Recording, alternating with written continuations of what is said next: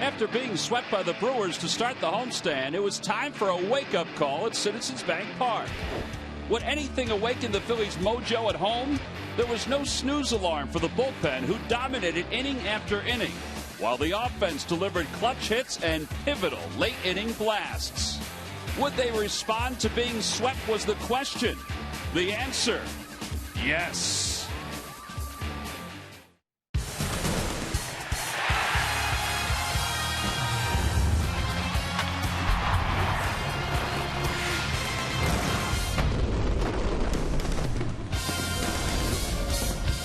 It's the first Hatfield Dollar Dog Night of the year here at Citizens Bank Park. The fans getting a chance to enjoy some nice weather for tonight, and also a matchup against the Atlanta Braves. It's game one of a four-game series between two teams that obviously have been pretty good rivalries of late here at Citizens Bank Park. And from a standing standpoint, the Braves sitting atop the National League East, a division they won a season ago. They're 8-4, and the Phillies at 6-6 and 2 games behind Atlanta. Hi, everybody. I'm Tom McCarthy, joined by Jamie Moyer, who knows a thing or two about this rivalry between the Phillies and the Atlanta Braves. Now, both these squads had very good weekends. Both are coming off 3-game sweeps. They are. The Braves coming off their sweep in Washington, and the Phillies coming off of their previous sweep of the Marlins.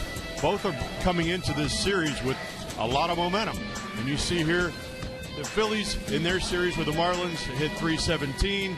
The run scored goes to the edge, goes to Atlanta. Home runs go to Atlanta. Starters ERA goes to Atlanta, but bullpen ERA, the Phillies have really improved from where they started the season. And that was a big reason why the Phillies were able to sweep out the Miami Marlins, plus their offense. And speaking of the Atlanta Braves starting staff, it's not the same starting staff they expected, but they've been really good. Look at some of these numbers, including Ervin Santana, who's made just the one start so far this year. But you got David Hale, the Princeton kid, Julio Teheran, Alex Wood.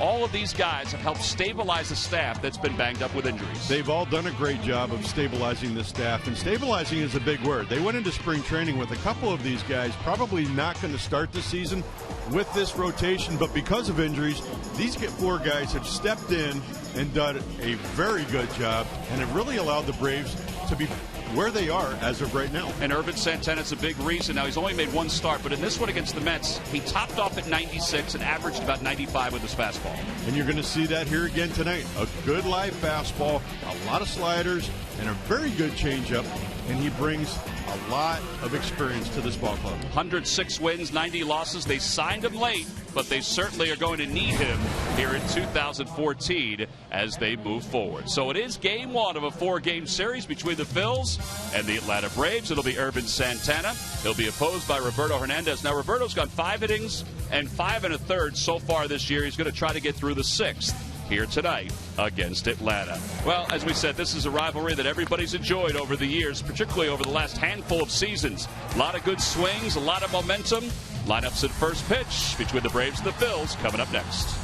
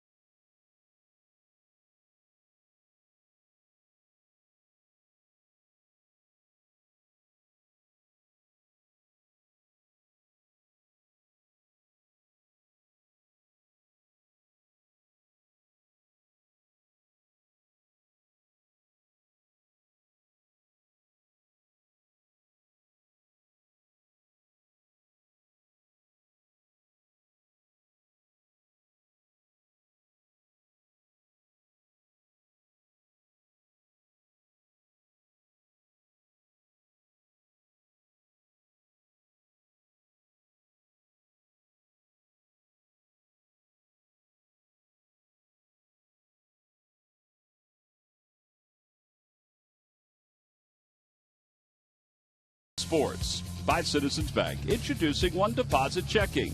Keeping things simple is helping you bank better. By Toyota.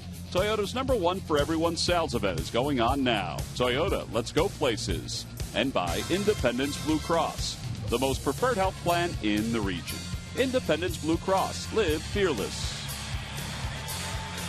Well, back here at Citizens Bank Park, a pretty warm night as the Phillies and the Braves gather together. The umpires are exchanging lineup cards at home plate with Ryan Sandberg, the manager of the Phillies, and his good friend Doug DeCenzo, who's the third base coach for the Atlanta Braves. They're going over the ground rules as we speak.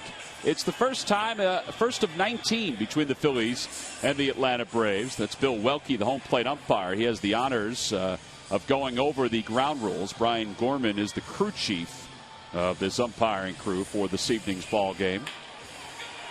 Well, Jamie, you've had yourself a busy day as we get ready to do a little baseball earlier today, and we're going kind of in reverse order. You were at the MLB Fan Cave up in New York City. You got a chance to get a bobble figurine formed in your likeness, and you also signed a baseball that they're putting up on the wall there. But you were also up much earlier than that as you were on Morning Joe earlier today and talking about, one last hug, 3 days at Grief Camp, which is a documentary that's going to premiere tonight on HBO. And it's unbelievable. Yeah, it's a documentary that was taped or filmed at Grief Camp, one of our 43 grief camps, this one in particular in Los Angeles, for kids who are grieving the loss of a loved one. And these are free camps for kids ages 6 to 17. As I said, there's one in every major league city, of course, one here in Philadelphia. And these are camps where kids can come and memorialize their loved ones and share. Because, again, when these kids go through grief, it's very unfortunate, and there's a huge loneliness in their life. And to be able to come to a camp and be with other kids that are dealing with the same type of loss, it allows them to not only understand that they're not the only ones going through it, but at these camps, they're taught a lot of grief lessons and skill sets to allow them to memorialize and remember their loved ones in a positive way and move forward in their lives and hopefully not fall between the cracks. Well, you and your wife, Karen, and everybody with the Moyer Foundation, you guys have done unbelievable work over the years, and I guess this is the continuation of it. And it's nice that HBO has sort of latched onto this and they're going to provide folks with some of the things you guys are doing. Yeah, and there's going to be some more shows. I think we got here April 17th at 8:30 a.m., the 19th at 4 p.m., the 23rd at 2:45, the 27th at 8:45 a.m., and that's the one I want. The 29th at 5:40 a.m. Everybody get up for that. Yeah, so they'll be going to re-air it, which is awesome, and it's all about educating people and bringing awareness to children who have had a loss. I know it can be detrimental and huge to adults when it happens, but when it happens to children, it can be life-changing. Let's take a look at the Braves starting lineup. It's brought to you by Xfinity, Hayward, Upton, and Freeman, followed by Justin Upton, Evan Gattis, and Dan Ugla. And the bottom third of Andrelton Simmons, Ramiro Pena, and Irvin Santana. They'll face right-hander Roberto Hernandez. Hernandez, 1-0, a 4.35 ERA, 10 1/3, 14 strikeouts. Well, you've had a lot of time in a train, so you got a chance to look at the scouting report on Roberto Hernandez. Yeah, and I think we're going to see pretty much what Roberto Hernandez has been all year. In his previous outing, he threw a lot of fastballs and a lot of changeups. He used his slider a little bit, but was very effective for his 5+ innings. First pitch of the night to Jason Hayward. He hits it off the end of the bat, breaks his bat, and he's aboard to start the ball game. He was 1 for 12 in the series against the Nationals. He was really the only guy. Not the only guy for the Braves, but he only had one hit. Everybody else were hitting over 300 during that series. Oh, and I think hence you see that first pitch swinging right there. Usually you get a fastball, and being in that 1 for 12 mini slump, he's going up there swinging the bat and saying, I'm going to bust out of this as quickly as I can. And I got to believe he enjoys hitting here at Citizens Bank Park. I think he and Freddie Freeman, two young players for the Braves, have certainly enjoyed hitting in Philadelphia. That'll bring B.J. Upton to the plate. A little different stance for Upton as he shows bunt. He takes a strike. Than last year, normally straight up and down. He's got a little bit of a bend in his back and bend in his knee, or his knees, as he approaches the 2014 season. Getting 191 with a home run and 1 RBI.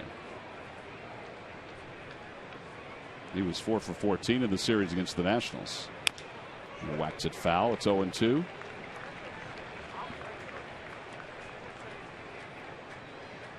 It's only the second time that Hernandez has faced the Atlanta Braves. I guess it's not much of a surprise considering he's been an American League pitcher for all of his career up until this season. 5 strikeouts and 7 innings of work, so he's got a win against the Braves.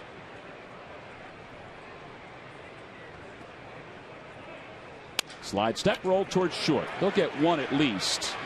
Utley will try to get the second base runner, but Upton is safe at first.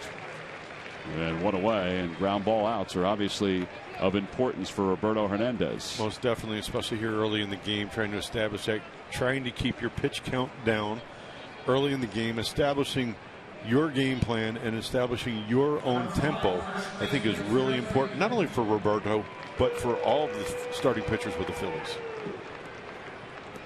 Freddie Freeman is the next hitter for the Braves. Freeman finished 5th in the MVP voting a season ago, hitting .442. He's battling Chase Utley for the top spot in the National League in hitting. He's hit in 9 straight. Utley's hit in 10 straight. A little low, 1 ball and no strikes.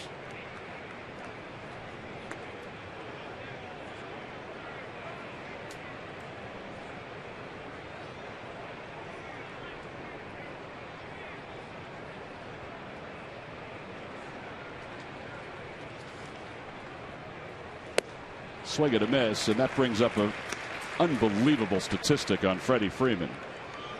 He has swung at 59 pitches so far this year, and he has swung and missed at only 4 of them, including that one right there. That's impressive, but that also tells you too, he's got a pretty good eye, and that's why he's hitting .442. Quick toss over to first, and Upton is back. And I think he's getting a reputation of being the type of hitter that, yeah, he can drive the ball out of the ballpark, which everybody knows, but he's got power to the opposite field. He can hit line drives through the gap. He can hit your singles, and he move for a big guy. He moves fairly well. Runner goes, pitch is taken inside. Ruiz's throw to second on 1 hop goes into center field, and Upton's going to go to third. Tony Gwynn Jr. was shaded over toward left center a little bit and was deep and didn't get in there to back it up. So a stolen base, E2.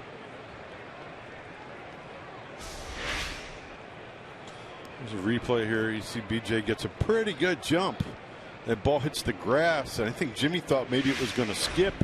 He went down to his knees to maybe take that short skip, and the ball actually looks like it took off on him. But it's one of those balls that, regardless of what it does, you got to really try to knock it down and keep that guy at second base, rather than being on third with 1 out.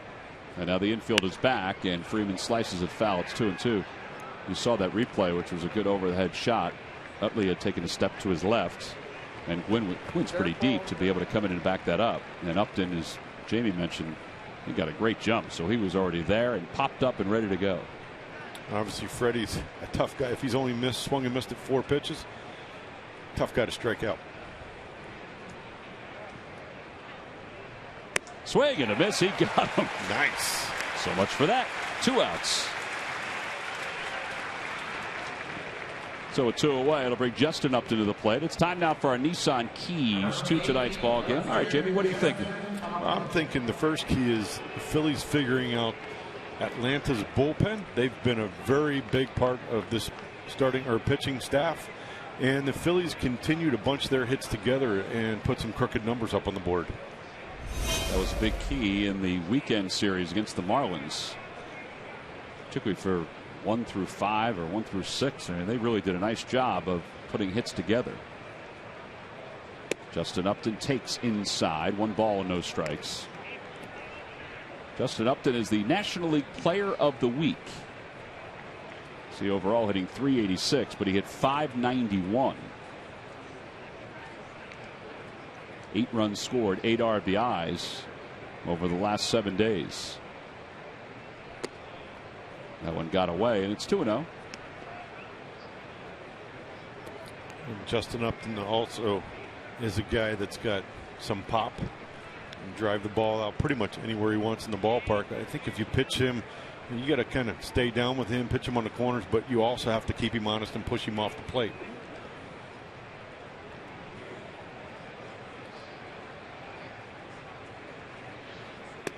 Change up, and that's over for a strike. It's 2-1. And Roberto so far is showing a very good changeup, as we saw with the strikeout of Freddie Freeman.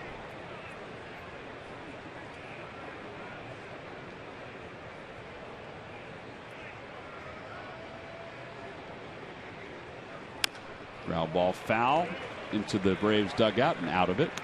And it's 2-2. And there you saw a nice sinker inside. Kyle did that very well yesterday early in the game against the Marlins. And it shows you the value of pitching inside. And I'm sure Bob McClure has talked a lot about that. But you see Roberto here tonight doing the same thing to the right-handed hitters. Try to get him to speed up, get that bat head out to open up the outer part of the plate. There you go. Toward the outside part of the plate. Swing and a miss. Back-to-back strikeouts for Roberto Hernandez. The Braves leave one over at third. And we'll go to the bottom of the first here in Philadelphia.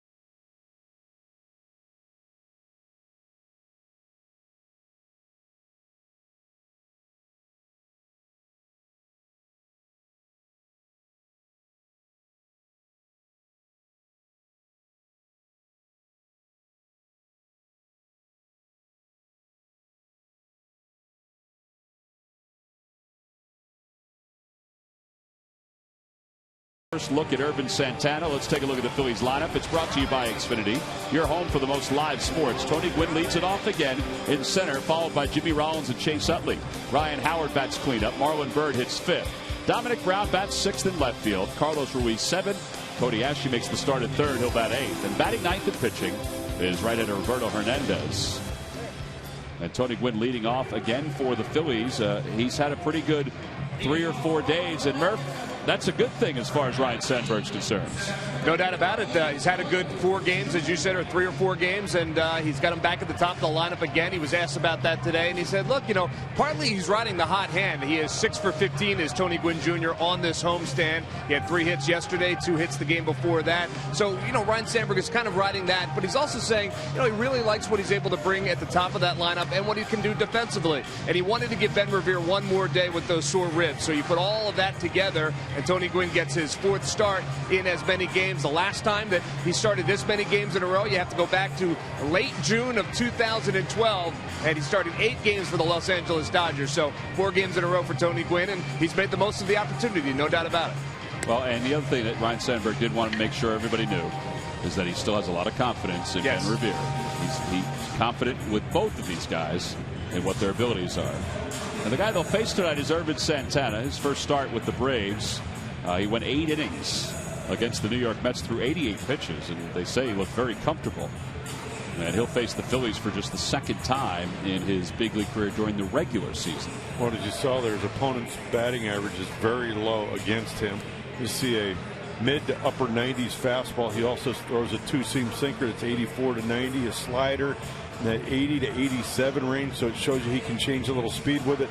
And he's got an above average changeup, and he competes. He'll come after the Phillies tonight. So Tony Gwynn 5 for 13 in the series against the Marlins. Will start things off for the Phillies. Overall, he's 6 for 15 on the homestand, and he takes the first pitch for a strike. It's 0-1.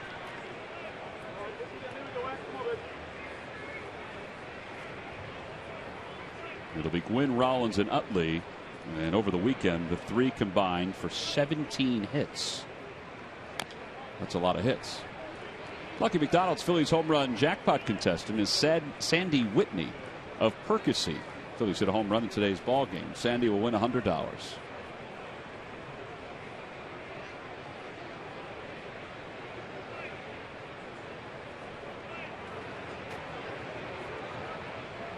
Inside, 1 ball and 2 strikes. Now, that pitch right there is the slider, and you anticipate that we'll see a lot of sliders tonight. I do believe we'll see a lot of sliders. If I'm basing it off of his previous performance and how he pitched last year.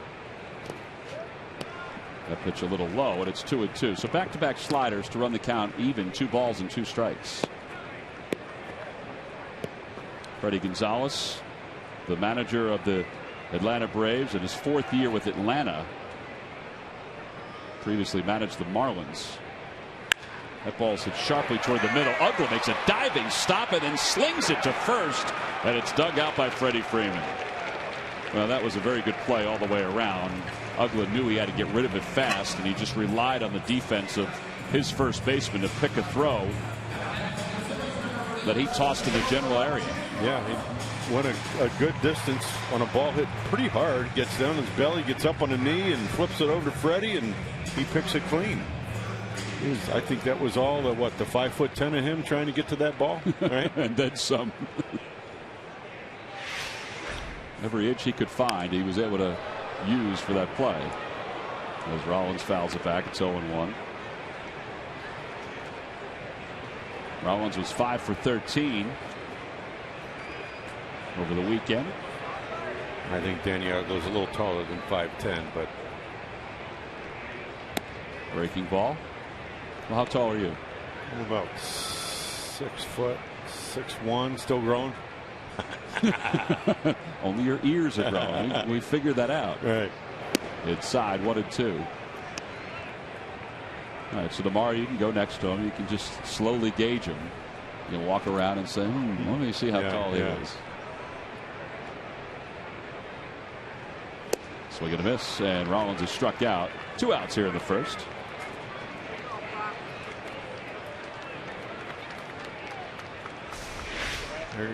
After a couple balls in, throws Jimmy a good changeup, just tailing down on away, and Jimmy swung right over top of it.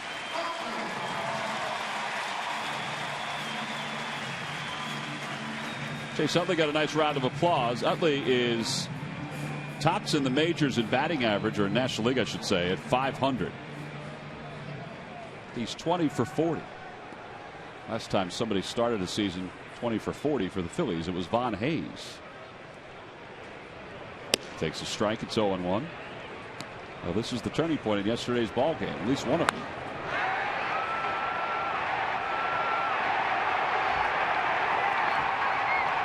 Look at that. The ball was down farther than I thought when I first saw him hit it.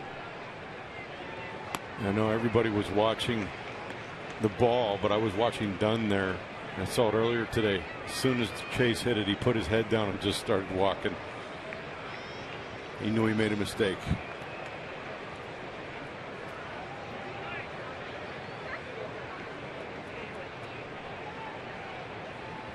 Swing and a miss, a high fastball, and the side is retired in order. 12 pitches for Irvin Santana. The Phillies go down 1-2-3. We'll head to the second here in South Philly.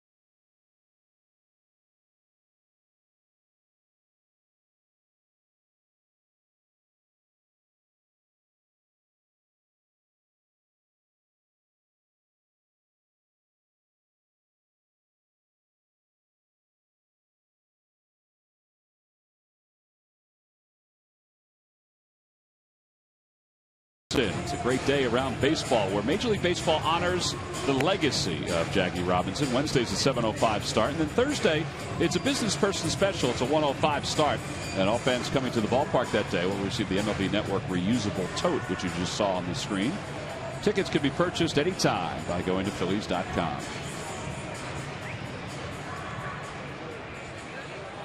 Top of the second, Evan Gattis will lead it off.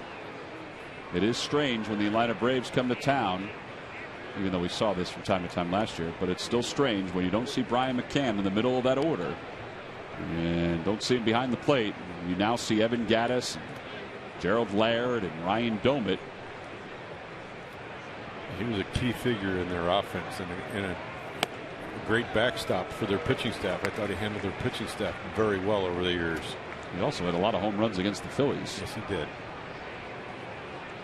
0-1 to Gattis. Off to a decent start, average-wise at 286. Ground ball toward the hole, cut off by Ashe. Nice hop for him, and a clean throw.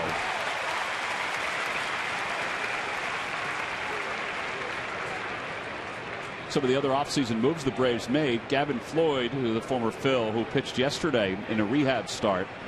He's coming back from Tommy John surgery, was added. So was Doman, as we mentioned. Aaron Harang was added late to this rotation. Of course, Irvin Santana. Now, the guys that were shipped out, Tim Hudson, I think surprisingly, went to the Giants. I thought he'd finish his career in Atlanta. And then, of course, McCann is with the Yankees. Yeah, I did too. Getting back to that last play, Cody Ashe made that play look quite easy. That was a hard hit ball, and he got to it, spun, and made a great throw. To me, that's a play that shouldn't go unnoticed. And he had some struggles here early on, handling a ball, making some throws. That's a great play by Cody Ashe. Excuse me. 1 ball and 1 strike. So you see here, ball is hard hit, 2-hopper to his left. You don't realize how hard that ball was hit. And he had plenty of time, but still getting to that ball and turning and making the throw. I'd love to see that. Ugla takes inside, 2-1. One thing Ryan Sandberg said yesterday about Cody Ashe, Scott Fransky and I were talking with him about all the work, the extra work that they've been doing with him. He said he needs it. He said he's young. He said repetition is very important for guys like Cody Ashe at this point. And I was talking to Larry Boa today about it, and he said he's one of the guys that comes and asks for extra ground balls, and Larry loves it. I mean, we all know, Larry's history follows him, and that's the kind of guy Larry was, and Larry loves that. Cody's that kind of guy. 3-1 pitch to Ugla. Strike at the knees. It's 3-2. And it also shouldn't go unnoticed, that first inning with Roberto Hernandez, with B.J. Upton getting stranding at third base with 2 outs or 1 out, and B.J. Upton's at third, and he strands him there. That's really big, I think, for Roberto and the Phillies. Kind of sets the tone early in the game.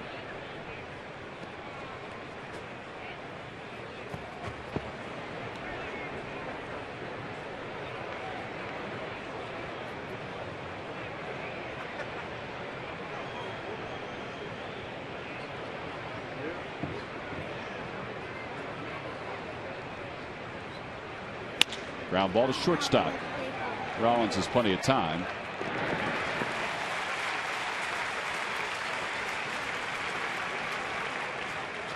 Well, here are those 2 strikeouts that you were talking about, Jamie, against one really tough hitter when it comes to strikeouts, and then, of course, Justin Upton. Oh, Freddie Freeman there, he sees a changeup and just fold him. And, Justin Upton, who's pretty hot right now, after seeing some balls in, sees a sinker coming back to the plate. That ball just flat out beat him. And now he has 2 outs here in the second, and Andrelton Simmons, who's been battling a sore wrist, hitting .306 overall. He'll be the hitter and the number 7 batter. 1 ball and no strikes to Simmons. And I've noticed this not only here early in this game, but I noticed it in the last game. Roberto Hernandez, to me, has a different demeanor than he did earlier in the season in his previous starts. I think there's more aggression on his behalf. I think he's more aggressive in and out of the strike zone. I think his command has gotten better. And I just think overall it's made him a better pitcher.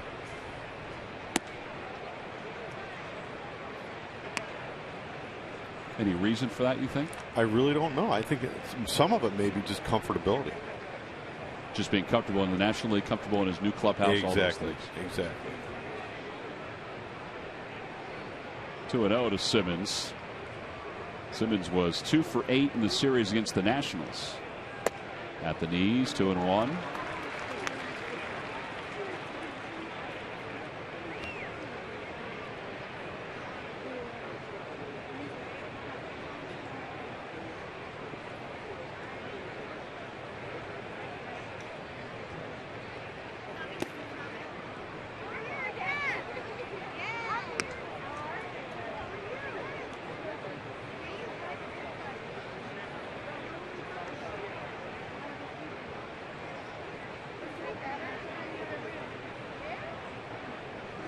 Pena on deck.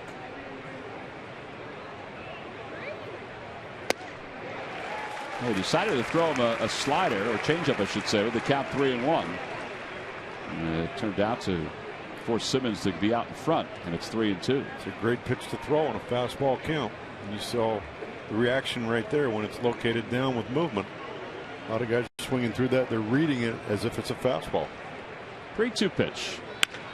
Chopped foul.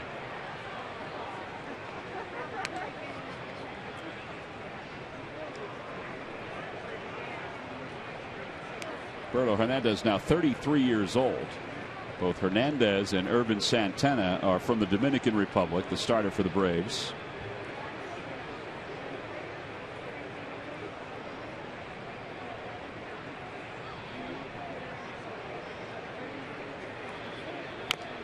That one's off the foot of Simmons.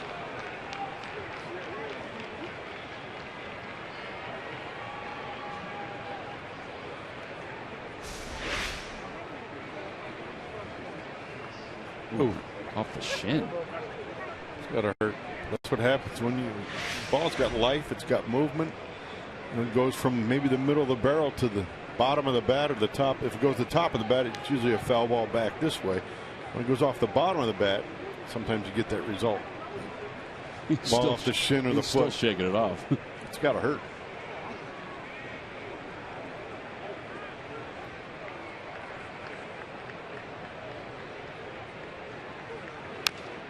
Another good sinker, and it stays 3-2.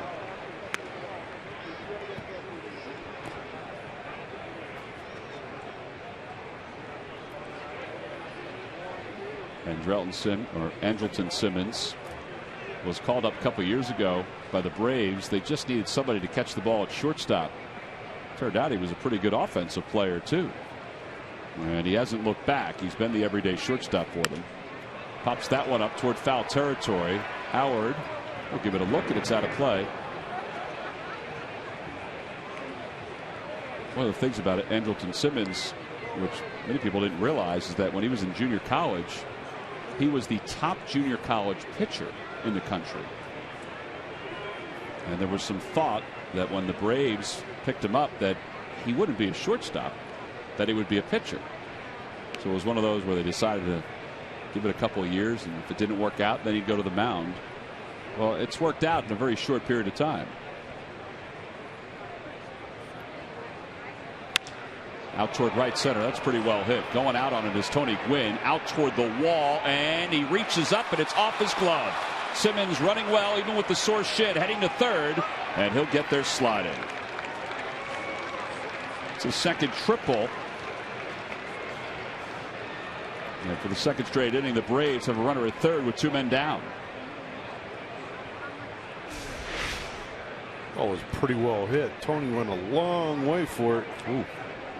Did that go off his glove? Went off. Yeah, I knew it went off his glove. I just didn't think it went off by that much. I thought maybe the tip of the glove, but it looked like it went off the right side of it. Oh yeah. Huh. Probably should have caught that ball. Well, they have scored it a triple all the way. Well, at one point, once he made his turn, he put his head down and he ran. He took off to where he thought it was going to be, and When he just got there as the ball was coming down. It wasn't like he drifted to it. So here's Pena with a runner at third.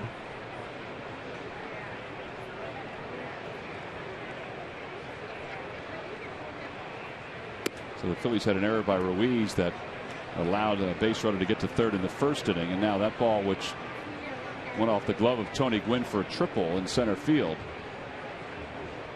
Now you've got the pitcher in the on-deck circle, a pitcher that doesn't have a whole lot of experience.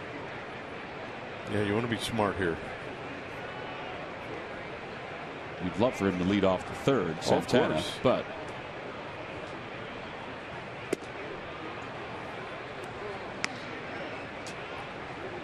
two balls and no strikes.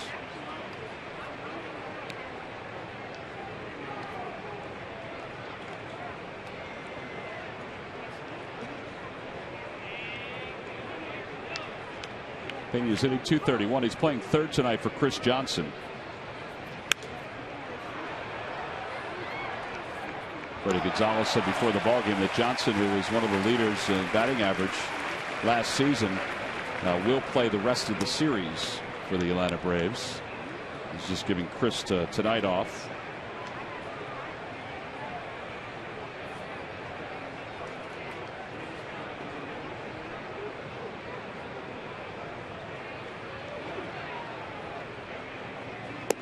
Change up, 3-1.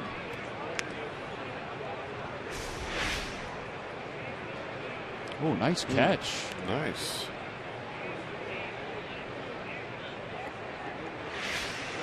Just never know.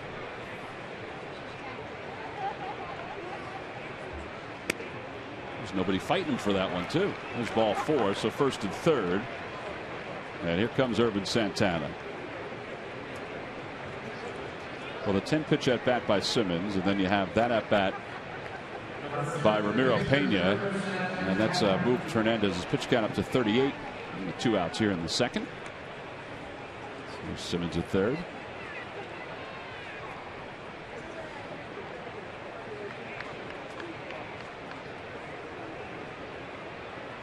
Urban Santana is 1 for 3.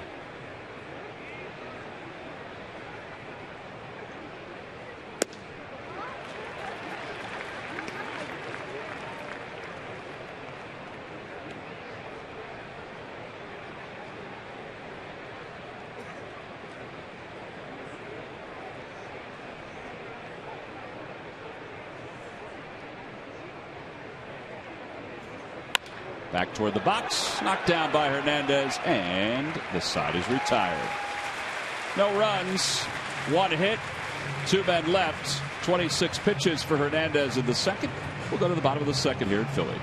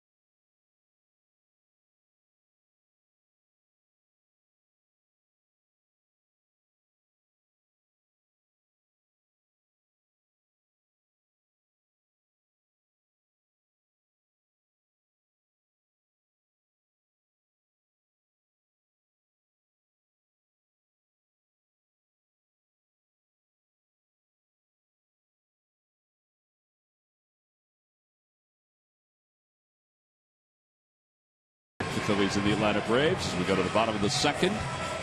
Taking a look at our Mazda leaders. The Atlanta Braves starting staff leading the way with a 1.82 ERA. The Brewers could be the hottest team in baseball right now offensively, and now their pitching is really carried over as well. The National League average is 3.97. And the Braves are well below the National League average. Now, Ervin Santana will get set to begin the second. Jamie, last time out, 65% fastballs and then 25% sliders. It looked like he had one of those games that you pitchers love when everything was working through 8 innings against the Mets. Yeah, and you see there the opponent's batting average is 150 against his fastball. And that's usually what everything works off of, is your fastball. So it tells me he had good location. He used his slider, almost a quarter of the time, and use it effectively, and then just use his changeup enough to get him off the fastball and the slider. Ryan Howard leads it off here in the second, and he takes the slider for a strike. Last game against the Mets, tell me if you've ever done this before. He started the game with 20 straight strikes. I probably have never been aware of it. That's pretty impressive. That ball's hit well out toward right center field. Hayward going back. It is gone! Home run, Ryan Howard, a liner to right center field. It's his third of the year, and the Phillies take a 1-0 lead.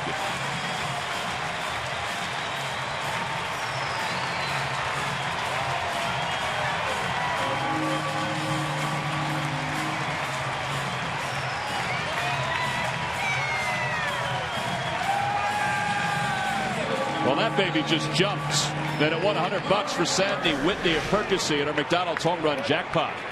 Well, when you throw a lot of strikes and you throw them in that type of location, a lot of times that's what's going to happen with them. Ryan hits home runs of all kinds of styles. He hits towering home runs. He hits line drives the opposite way. I mean, that ball was a rocket. It was, and it's really nice to see Ryan. Look at this nice simple swing. There's really no drift in his swing. He got his foot down, used his hands, and get the barrel of the bat through the zone and drove the ball to the ballpark. Pretty simple. 44th career home run against the Atlanta Braves. And dating back to last year, he's now reached base safely in 23 straight games here at Citizens Bank Park. 1 ball and 1 strike to Marlon Byrd. Check swing. Did he go? No, says Brian Gorman.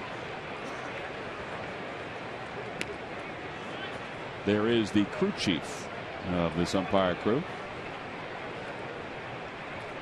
And the WB on his left arm is for Wally Bell. Unfortunately, passed away last year. Great man and a great umpire.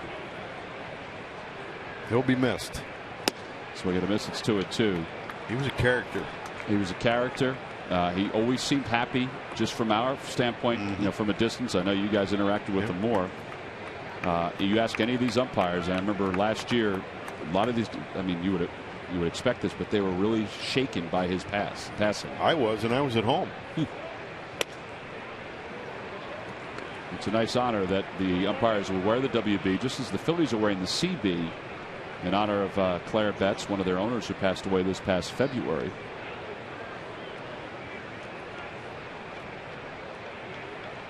3-2 pitch to Bird. Fly ball down the right field line. And Jason Hayward makes the catch for the first out.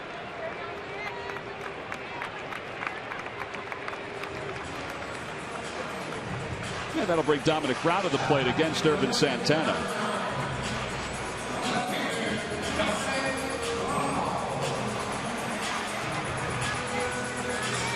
Ryan Sandberg was asked today about Dominic Brown and the fact that he does not have his first home run. He had 27 last year and had 52 extra base hits. He was asked about it. He said he's not concerned even a little bit. He said he watches him in BP, and he said the pop's there. He said it's going to come in the game at some point. He said one thing that he wants to focus on from a positive standpoint is that Dominic's understanding how he's being pitched, as you've been talking about, Jamie, and is going the other way with a lot of those pitches. Last year he only had 19 hits to left field. He's already had 7 or 8 this year. And pitchers and teams will adjust to him, to what he's doing, and I think it will play right into his hands. Yeah, look at the overshift right now in the infield. All right, so they're playing him to pull. And in the outfield, Justin Upton is almost sitting on the warning track and left.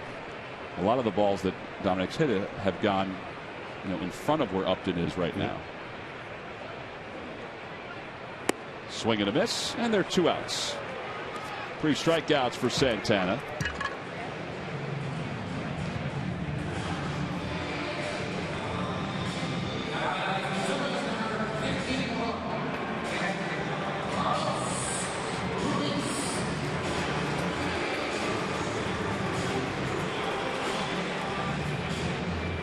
Two outs for Carlos Ruiz. Fresh off his big bowling tournament last night. They're in Philadelphia raising some funds. Carlos and a bunch of his teammates were there.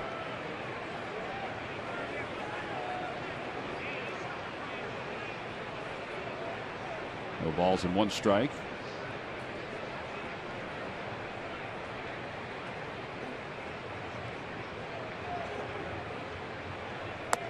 Tried to hold up. He went around 0-2.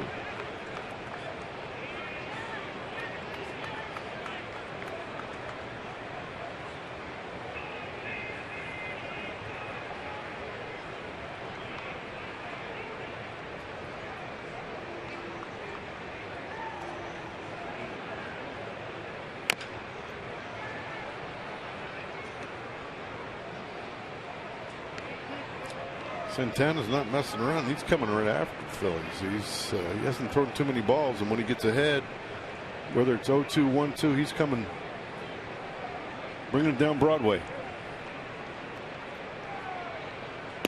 Outside, well, 88 pitches last time. 65 of those pitches were strikes. And he got through 8 innings. He had 11 ground ball outs. Tonight he has 1 ground ball out, 1 fly ball out, and 3 strikeouts. And now the 1-2 pitch. Inside, 2-2.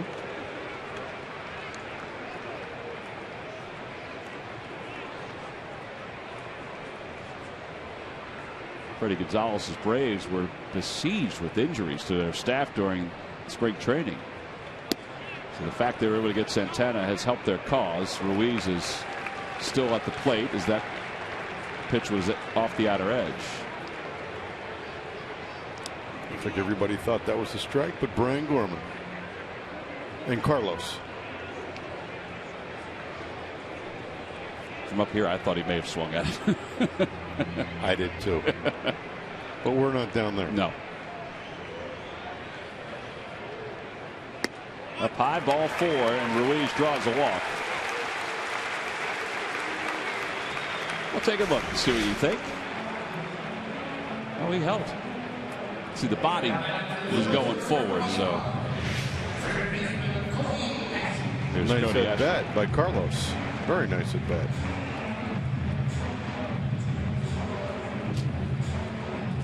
Cody was 0 for 6 in the series against the Marlins. He's 0 for his last 10. Now, because of that, he's hiked up his pants. He's going to show the socks with the Liberty Bell. And he hits that one softly toward first. And the side is retired.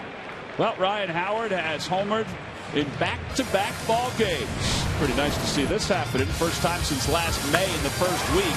And this one, he crushed to center field. So he's giving the Phils a 1-0 lead as we go to the 3rd here in Philly.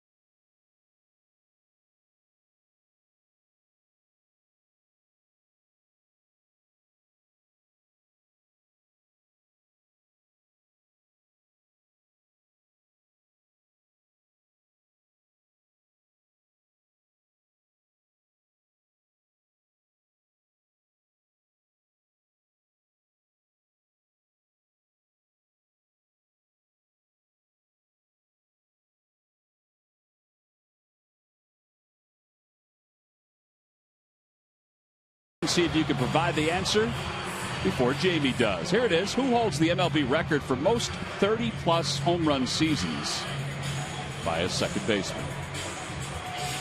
Got some candidates that are in this yard right now that you can utilize for that. The guys that potentially could hit some home runs. Oh, guys, potentially that can. Yeah. Yes. Guy in the dugout, maybe? Huh? Guy that's there right now. Guy that's in the other dugout. Mm-hmm. The answer will be revealed in just a little bit. Jason Hayward will lead it off. He singled his first time up. 1 ball and no strikes.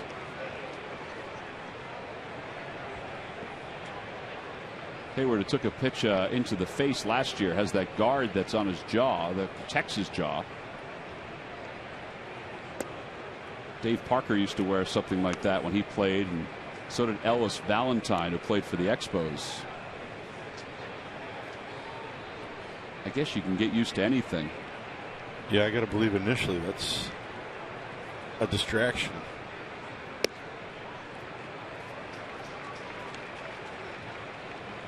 It's a different stance than I recall. When you pitched against him? Yeah. Yep. It was a little more square to the plate. Hands were different. I think the remarkable thing about his stance is that he is so far away from the plate and is still able to cover so much of the plate. Well, I think when you stand off the plate, you have to dive. That tells me he's a diver. When you look at his back foot, it looks like it's out of the back of the box. It does look like it's out of the back of the box.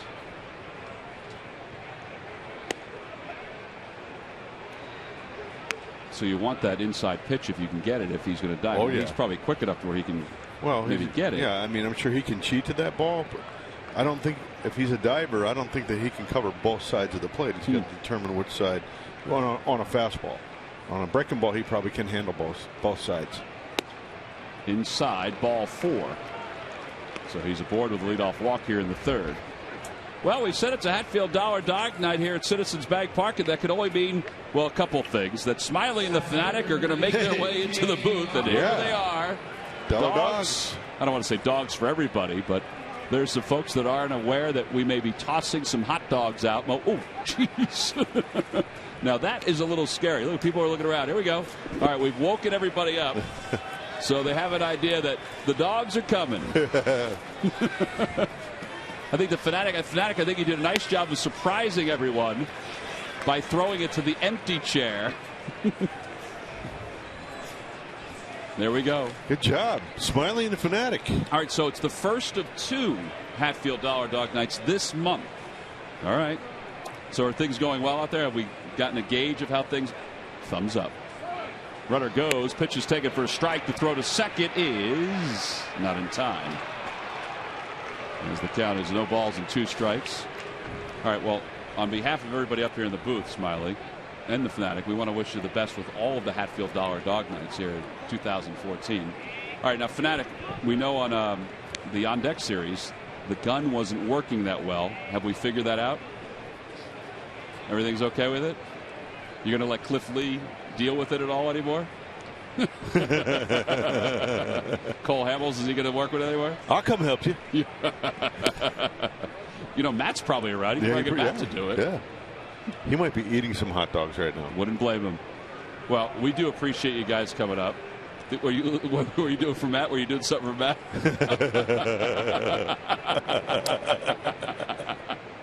That was good. Well, we appreciate you guys coming up, and we want you to enjoy the rest of the night, okay? And thank you for the dogs. Smiley and the Fanatic spending some time in the booth. Hey, wait, guys, what do you think of our new setup here? You like it? You don't like it?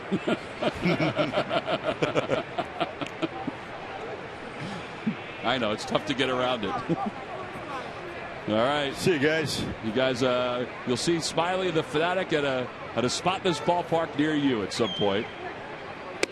Inside, 2-2.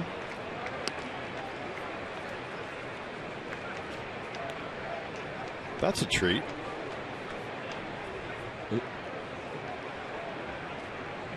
Real Cormier busted one of those placards the other night, so fortunately the Fanatic and Smiley did not bust one here tonight because we're running out of them. They take up a lot of space. Yeah, they do. Up to the fielder's choice, his first time up. Ground ball towards shortstop. Rollins has it. And he throw to first in time.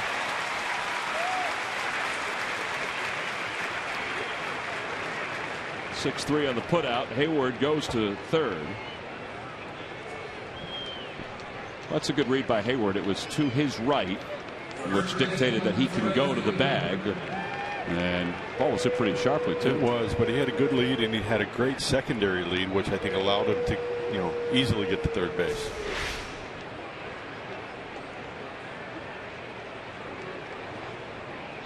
Got to hop over it.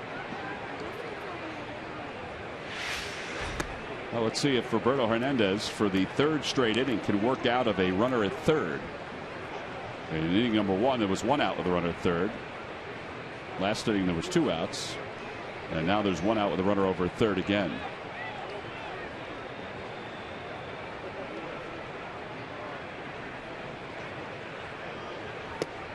Good changeup, 1-1.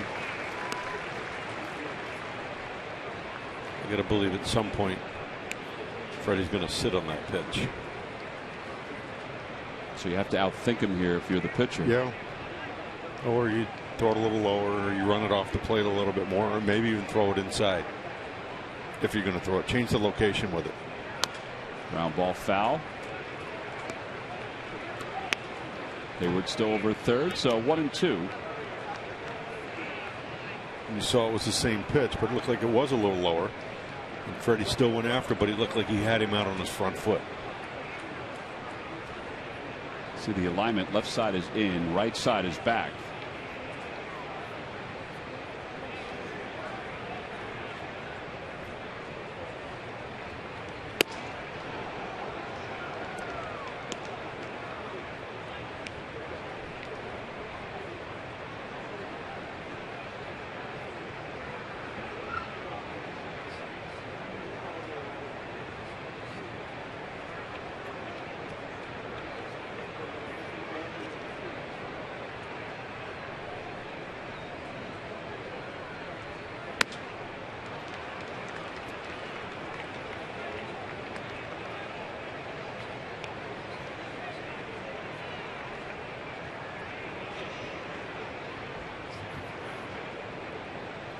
Short period of time, he's become a productive hitter with runners in scoring position.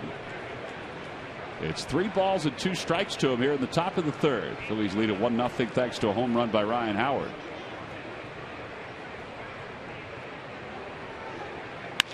Back to the box. Hernandez has got Hayward off the third base bag. You got to be able to fill your position if you're a sinker ball pitcher. Now Freeman going to second is out at second base. They get Hayward off third. They get Freeman going to second. And the side is retired here at the top of the third. 3 straight innings. The Braves had a runner at third, and Hernandez gets out of it. This time it's his glove. And the decision-making of Cody Ashley to throw it to Ruiz for 1. And then Carlos taking care of Freeman for 2.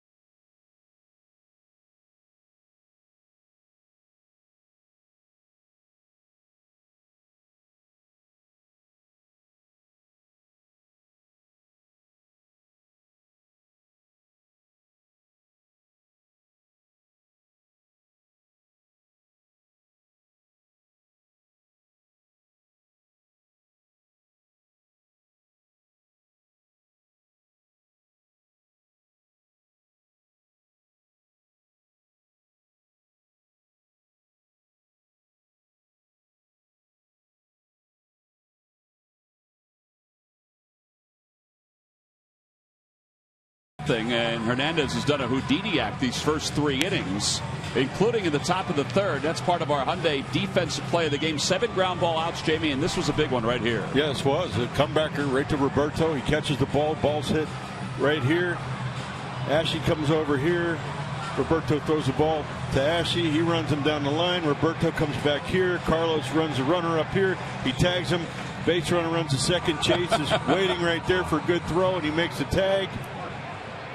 And we get a double play. Now you see all those lines, but the good thing is everybody was moving. Everybody had a responsibility there. Yep. We got a, what was that, a 1 to 5 to 2 to 4 double play. Correct. And now Hernandez will lead it off. Now they practice it so much in spring training. I know that they're supposed to know what they're supposed to do, but in reality that was a great shot too to show it all. They were all doing what they were supposed to do. Exactly. Everybody's got a responsibility, and sometimes you have to be careful as a pitcher. If you get too close before you throw that ball to the base runner, if your momentum's taking you to the line, it'll take you into the base runner, and if the base runner runs into you, he's safe. So Roberto got rid of the ball. Usually you try to get rid of the ball in front of the runner, not behind the runner, though. Well, this is regular speed. Watch it all happen again. Watch everybody moving around. Ooh.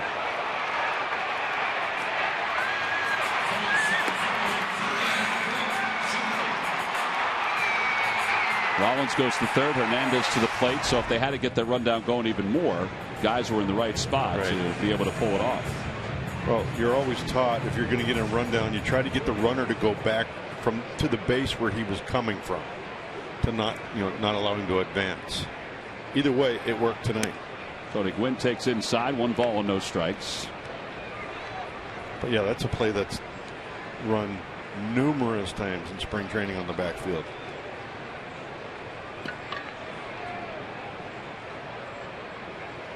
Tony grounded out on a fine play by Dan Uggla his first time up. And it's 1 ball and 1 strike.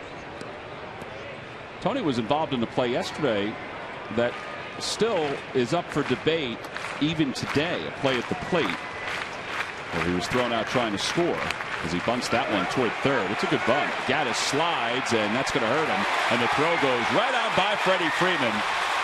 And Gwynn will get to second base. Excellent decision to bunt, but then to lay it down as well as he did, it was perfect.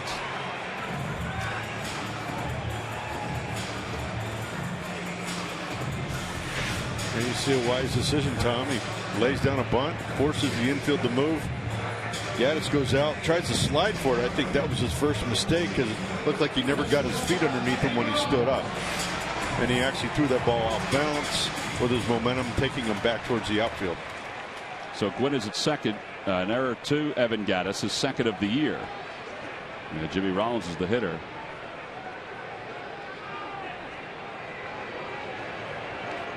And Rollins bunts to the right of the mound. Underhand flip. Gwynn goes to third. Well, the sacrifice will go 1 to 3. A little surprised that Jimmy did that. Time now for our Geico quote of the day. As Chase Utley's coming up, Ryan Sandberg talking about Chase. I just see him in really good shape, moving well on the field defensively, running the bases and staying so active on the bases that maybe shows how well he's feeling. He's one of the guys making pitchers throw strikes to him. He's just in a really good zone. And Murph, if this is a really good zone, you hope this zone continues for quite some time. Well, certainly that would be nice. As he told me last night, he's just looking for some holes, just trying to find some holes, and he's been able to do that. He's got hits in all 10 of his starts this season. Remember, he missed 2 games because of the flu, but he's hit safely in all 10 of his games, which is the longest hit streak to start a season for a Philly since Pat Burrell hit in 10 straight back in 2005. You take a look at this graphic, and it really explains that there hasn't been a pitch that he hasn't been able to handle so far. 13 hits off the fastball. He's 4-7 against the slider, 2-4 against the changeup, and he's darn perfect against the curveball. So, Jamie, what do you throw this guy right now? Down the middle. Let him make the mistake. There's that graphic that Murph was talking about. 13 for 28 against the fastball. Yeah, he hasn't missed many fastballs in the zone. And then Mike Dunn throws that slider, and he golfed it out of the yard. On the plate, though. On the plate. On the plate. That one's top foul. And I guess that's, all joking aside, I mean, if you're a pitcher, you just keep it away from the plate and see if he'll fish after it a little bit. Yeah, but I mean, right now he's not really chasing too many pitches. I mean, in that first at bat when he struck out, that fastball might have been up out of the zone. I'm not, but with 2 strikes, it's borderline. You don't want to take it for a called 3rd strike. I'm sure if he would have been happy if he could have just fouled it off. It was a tough pitch to offer at. 1 ball and 2 strikes to Chase with a runner at third. In the dirt, 2-2. And in that first at bat, he only did see 3 pitches. I'm sure even if he struck out in that at bat, if he saw 5, 6, 7, 8 pitches, it probably would give him a better idea what to look for or how to gauge his swing in this particular at bat here. That's why guys like to see a lot of pitches early. And as a pitcher, if you don't have to, you don't want to use your full arsenal first time, the whole in one at bat to one guy, unless you're forced to. Here's the 2-2 pitch to Utley. Swing and a miss. He got him. And the side is retired. 5 strikeouts for Santana. So he leaves one over at third. We've completed our first 3. On to the 4th. It's 1-0 Phillies on top.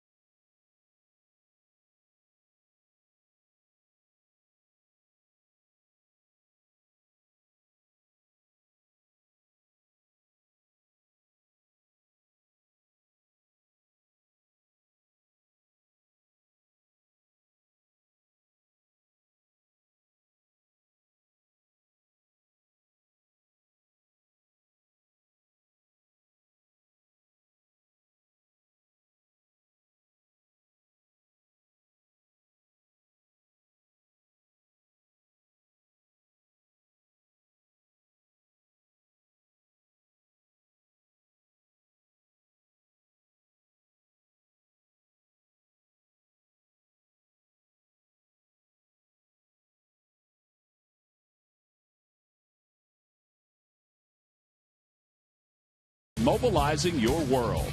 And by the Pennsylvania Lottery. Benefits older Pennsylvanians every day. Top of the 4th inning here at Citizens Bank Park.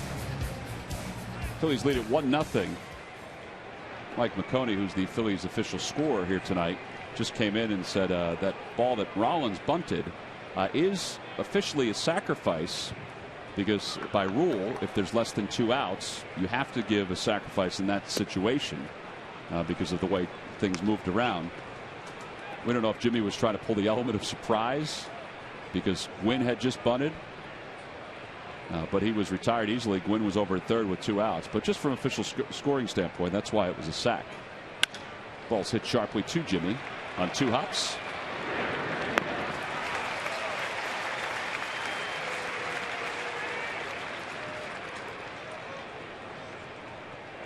And with 1 out, Evan Gattis, who grounded out his first time up, will be the hitter. Justin hits the ball hard, doesn't he? He does. some authority behind that.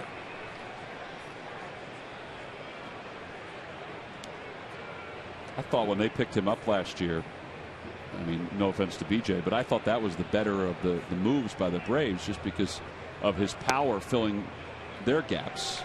Yeah, he does bring some power, but he tends to sometimes strike out a lot too. And I think he's a streaky hitter, from what I recall of him. 0-1 to Gaddis. Inside. And 1 ball, 1 strike. But when he's hot. Yeah. He's hot. Well, he's been hot this week. He's the National League Player of the Week. I saw the press release from the National League about that. And they have the guys also being considered the Player of the Week. And I want to ask you, who do you think's missing from this list? Let me guess. Freddie Freeman, Ryan Braun, Kyle Loesch, Adrian Gonzalez, Yadier Molina, Michael Wacha, Bryce Harper.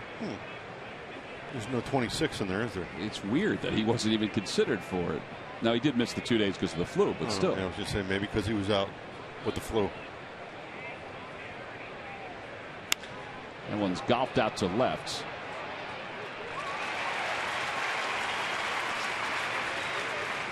You may use them for office products you need to run your business, but did you know WB Mason carries the products you need to clean your business? WB Mason now specializes in delivering an all-star selection of janitorial supplies same day.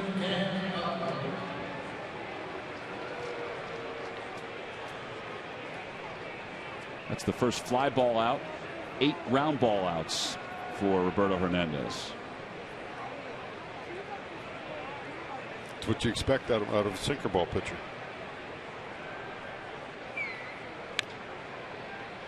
Oh, and 1 to Dan Uggla. He grounded out his first time up.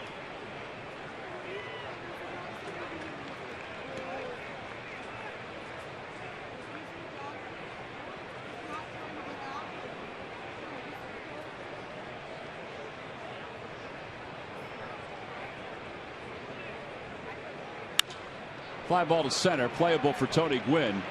Well, this inning is certainly going to help Roberto Hernandez's pitch count. He retires the side in order here at the top of the 4th inning. Middle of the 4th, an 8-pitch inning. Phillies lead at 1-0. Ryan Howard will lead it off.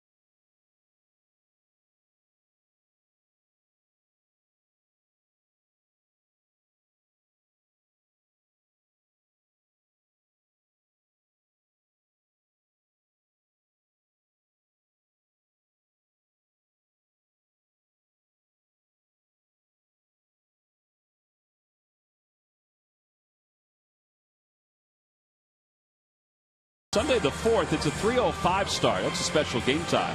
It's StubHub Mother's Appreciation Day. Free derby hat to women 15 and older. Great matchup between the Phils and the Nationals. Go to Phillies.com to purchase your tickets. Nationals lead the Marlins 5-1 in the top of the 4th inning. Danny Espinosa has a triple-double and an RBI. Here the Phillies lead the Braves 1-0. And Ryan Howard will lead it off. He homered his last time up.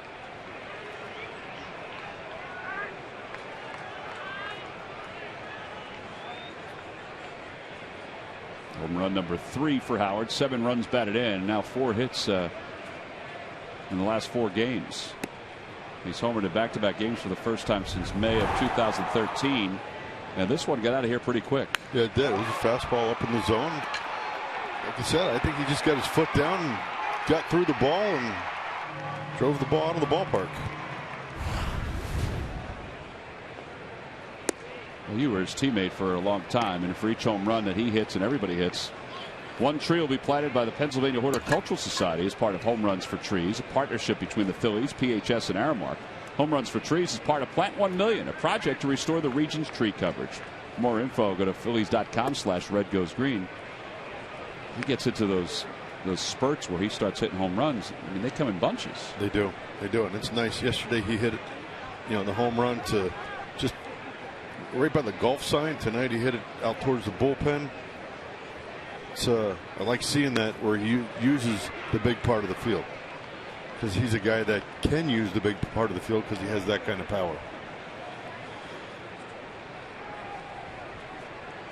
314 career home runs for Ryan Howard. Opposite way.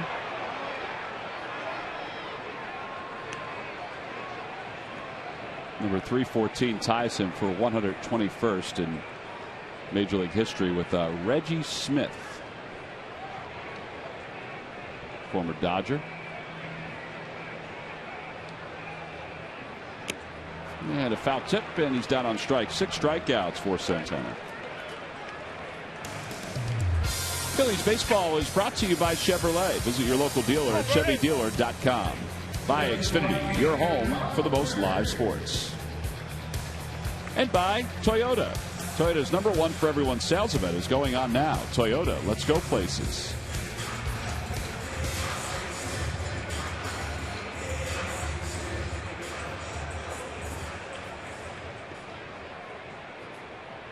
Here's Marlon Byrd. He's 0 for 1.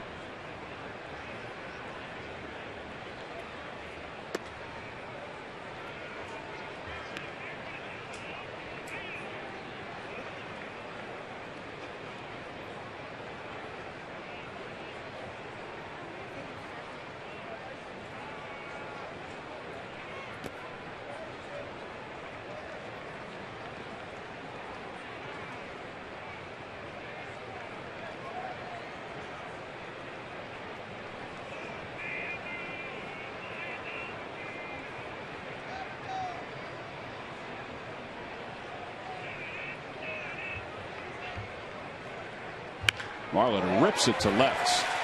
That's his 6th hit against Santana. It's misplayed by Upton, and Marlon will get to second.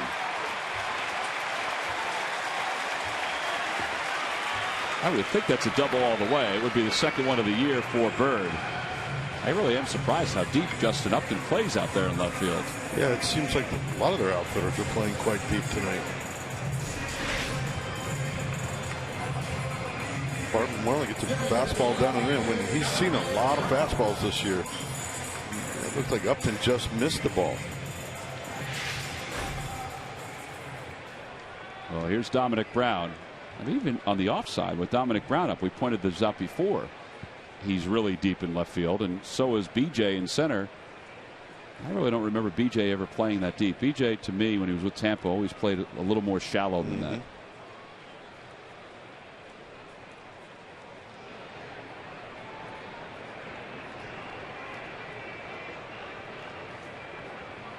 Fastball low, 1-0.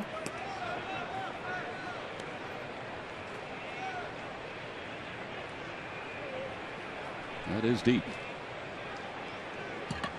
Chipper Jones used to play deep when he was playing left field, when they moved him from third base to the outfield.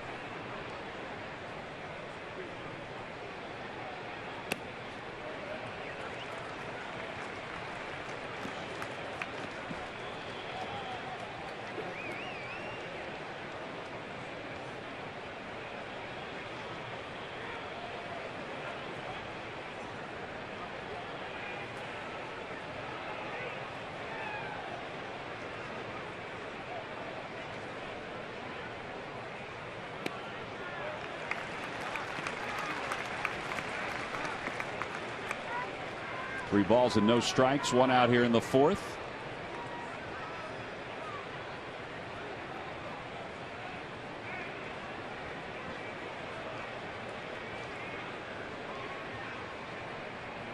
Got the green light. And it's 3-1. Good swing there, though. It looked like he was under control, looking for the fastball, and just missed it.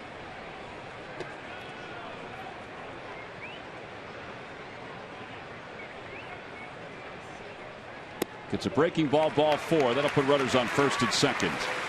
Second walk issued by Santana. And Carlos Ruiz, who walked his first time up. It was a nice at bat there too by Dominic. He got ahead in the count, took a nice good pass at that 3-0 pitch, and then there's a borderline slider there. Not even borderline, it was in, and he took it for ball 4, kind of passing the baton to Carlos. They talked about that in spring training a lot. I'm not going to try to do too much and let the guy behind me do the work. Yeah, and the other part of it too, sometimes depending on the hitter, and Dom's pretty cool, but you could be a little jumpy 3-1 thinking, oh, I'm going to get a fastball, and then when you see the slider, you're in that mode to swing, and you may just go after it anyway. So to hold on it, it's pretty good. Yeah.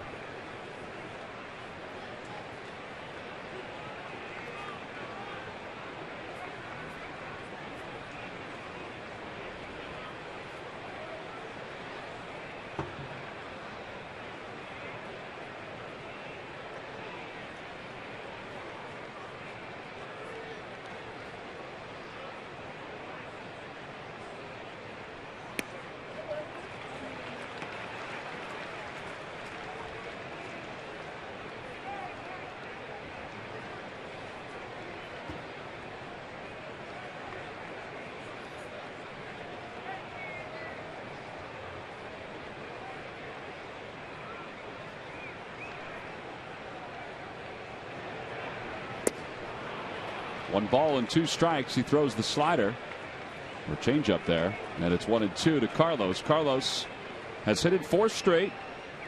He is 2 for 7 over the last 4 games. He's got a runner in scoring position and still looking for his first RBI of the year. And the pitch in the dirt, 2-2.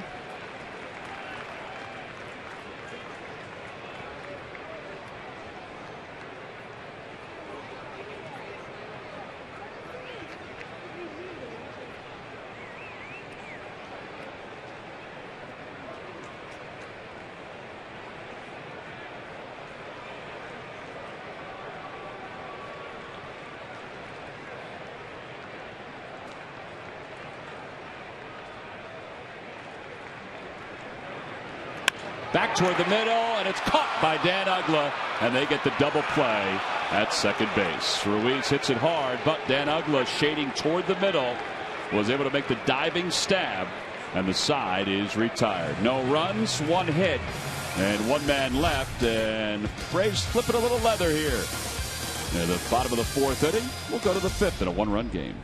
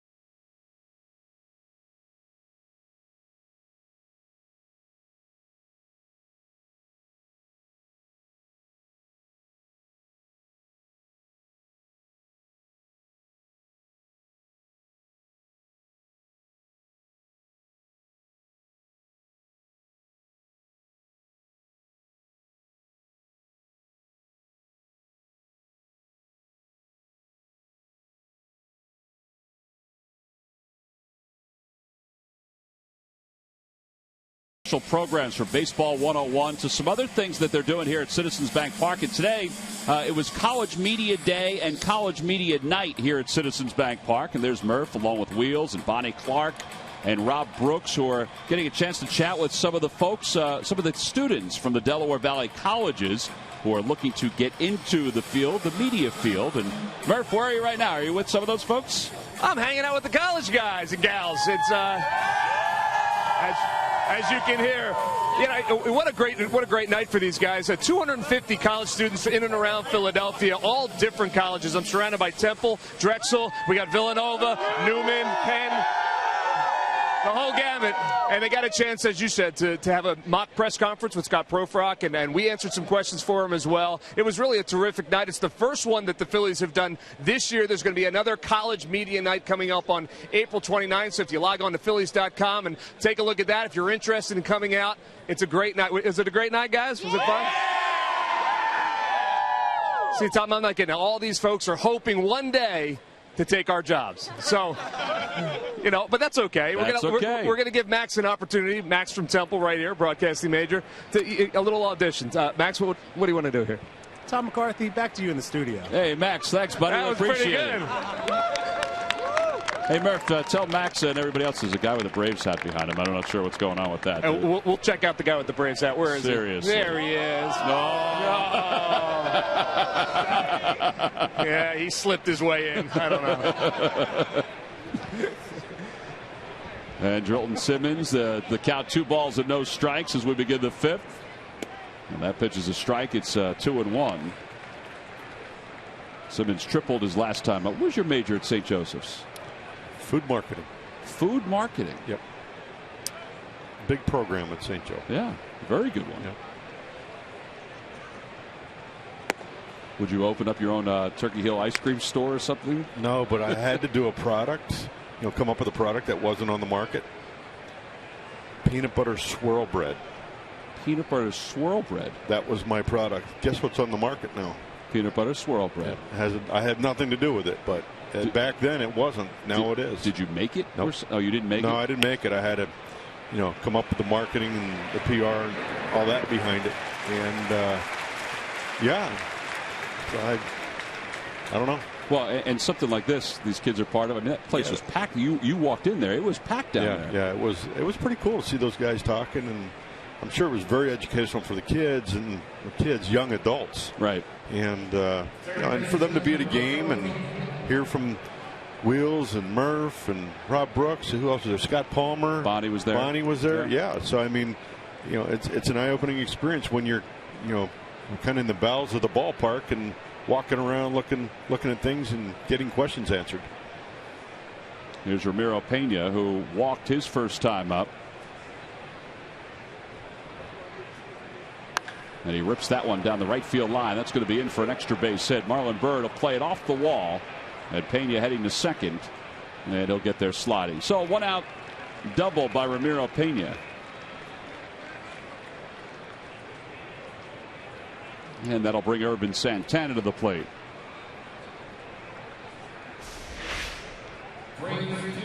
See a fastball down and in. Looked like he might have stayed on the plate.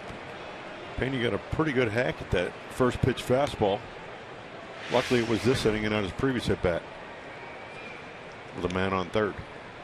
Now, earlier, we mentioned that Jimmy Rollins bunted with Tony Gwynn at second, which you would normally not do. If you're Urban Santana, a pitcher with 1 out and a runner at second, you might, I would think about bunting here.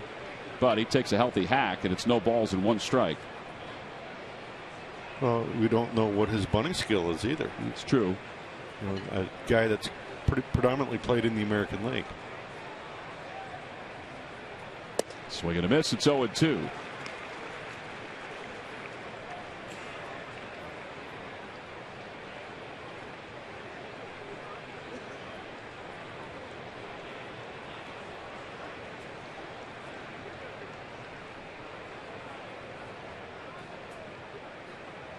Ground ball to shortstop. Runner stays at second base. And there are 2 outs.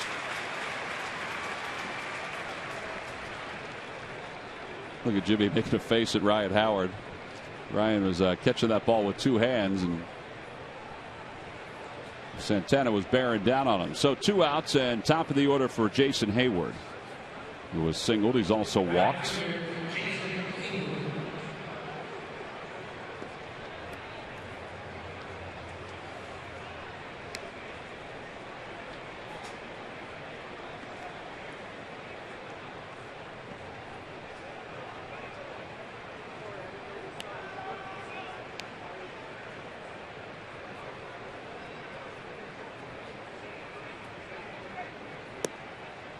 Change up low, 1 ball, no strikes.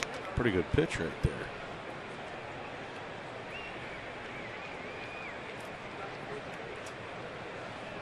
See what the 2 teams have done with runners in scoring position so far tonight.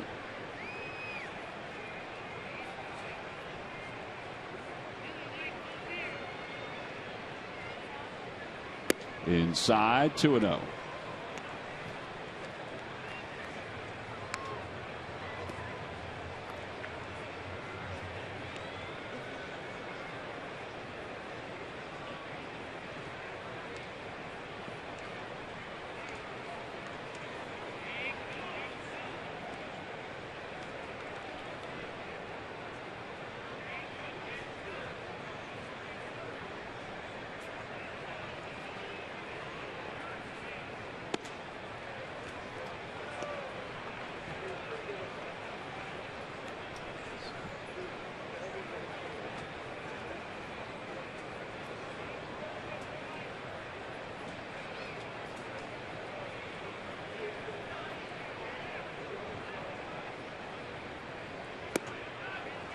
Ball 4. He walked him on 4 pitches. Couple close pitches during that at bat. And now 2 walks for Hayward. It brings the right-handed hitting B.J. Upton to the plate. So Pena's at second. Hayward's at first. Almost looked to me as though they were pitching around. I wondered about that with the right-hander coming up. And Hayward, even though he is struggling this year, a left-handed batter. Coming up on Comcast Sportsnet, Phillies Braves highlights and reaction. All part of Sportsnet Central. Plus, we'll have a Sixers Celtics recap and a Flyers Rangers playoff preview. Total Philly sports coverage for the most knowledgeable fans. Know more, know a lot, know it all. Watch Chevrolet Sportsnet Central tonight at 7 over on Comcast Sportsnet. Final home game of the season for the Sixers tonight against the Celtics. They'll have one more game against LeBron James and the Miami Heat coming up. Heat are trying to overtake the Pacers, Jamie, for the top seed in the Eastern Conference, but the Pacers' magic number is 1. 1 and only 1. You ever seen LeBron play in person? Saw him in high school play. Oh, wow. That ball is pulled foul down the left field line. It's 0-2. Yeah, to watch him play in high school, I mean, he was a man amongst boys at that point. In person in the pros, I've never seen him play.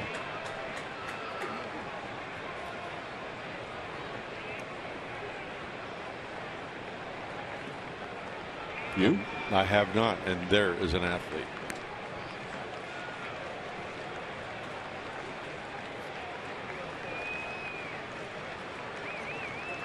No balls and 2 strikes to B.J. Upton.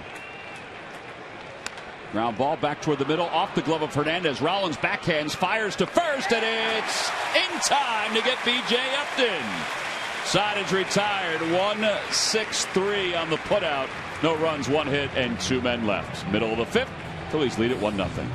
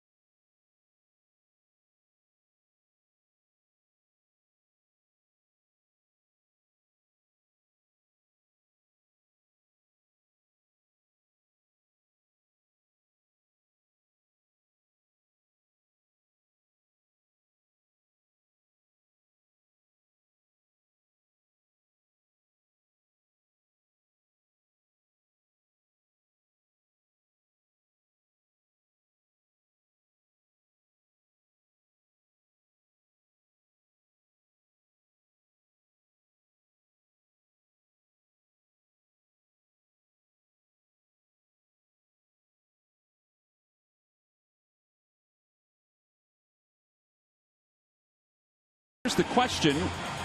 Who holds the MLB record for most 30-plus home run seasons by a second baseman? You know, my initial thought was going to be Brett Boone. I played with Brett Boone. Oh, okay. But I reneged on that and started to think about it, and thought, well, it probably has some tie into tonight's game. Always does.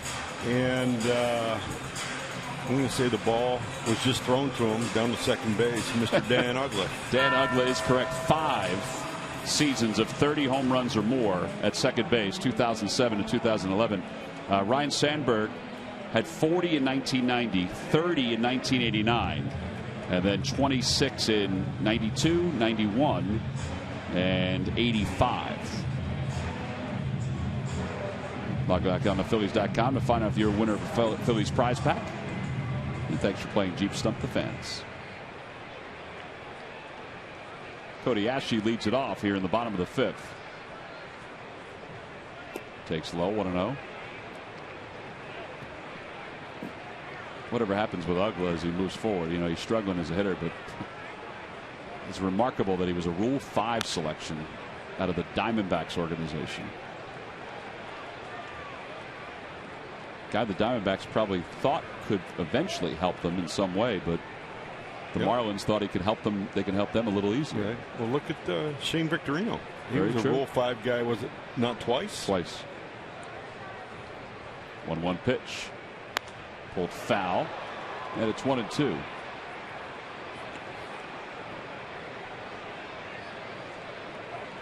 Ashley grounded out on the first pitch, his first time up. He's 0 for 1.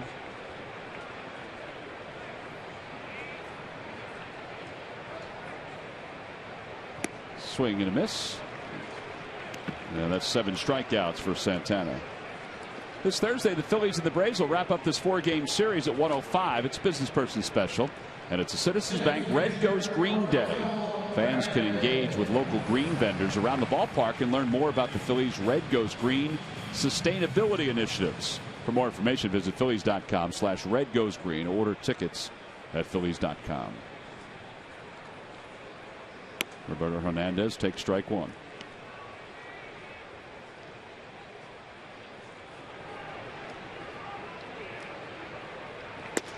Strike 2.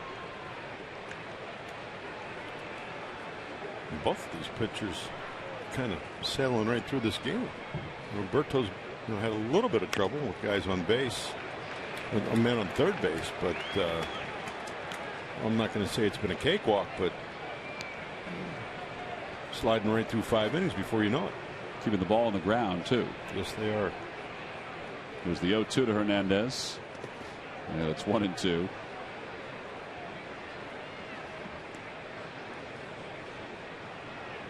Roberto looking for his first major league hit. He was working hard the other day in pitcher's BP. Try to get that swing down. He's going to try to time Urban Santana here.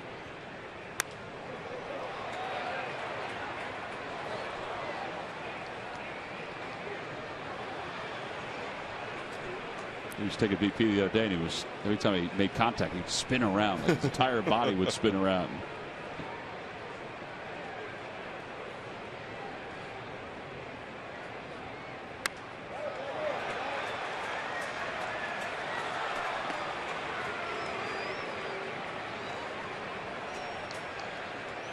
Probably due for a slider here, wouldn't you think? I got to believe so. Urban doesn't want to waste too many pitches here.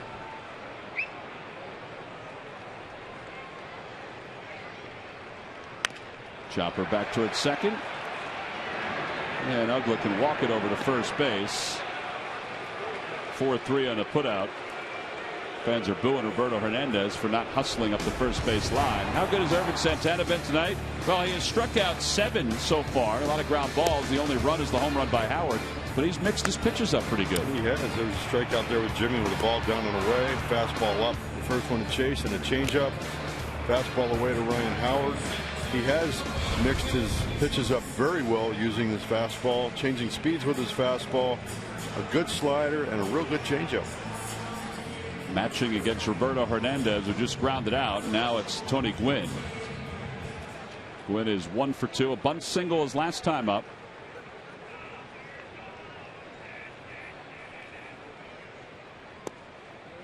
away. 1 ball and no strikes.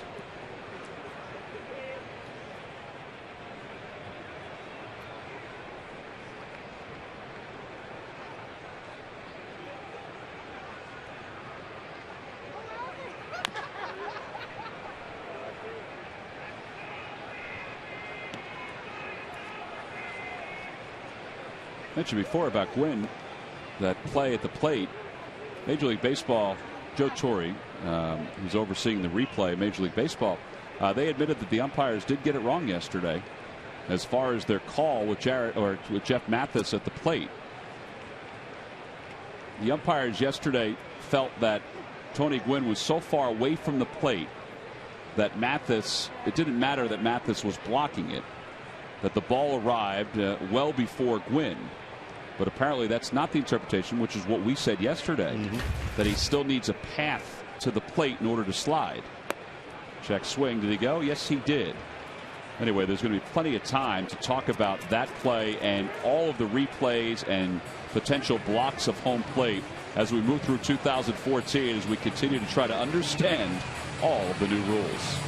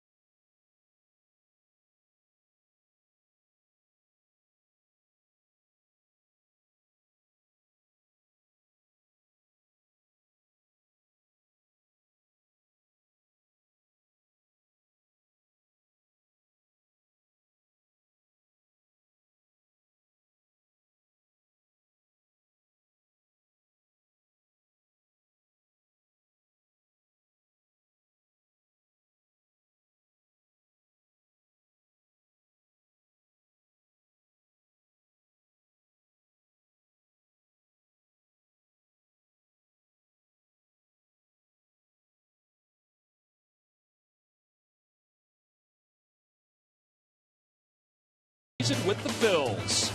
Out of spring training and into the fire, Chase has come out pounding the ball to start the 2014 campaign.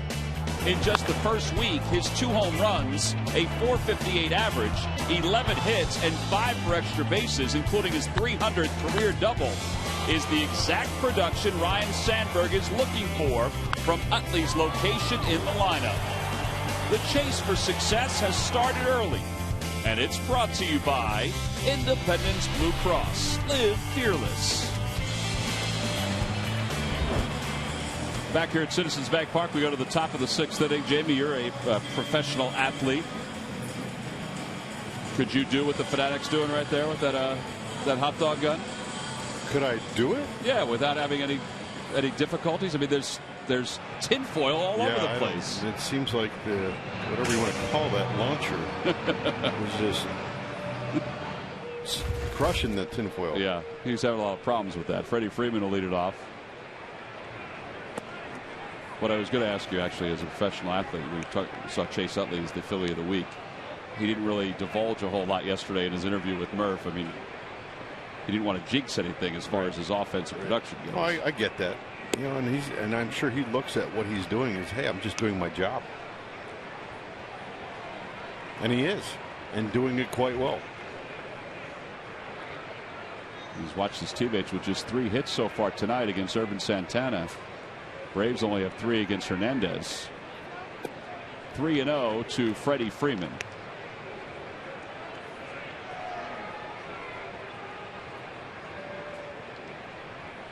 Ryne Sandberg hoping that Hernandez can get through 6. He's gone 5 and 5 1/3 in his first 2 starts.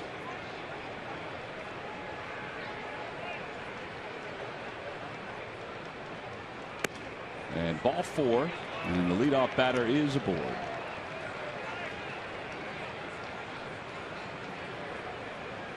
So 4 walks now by Hernandez.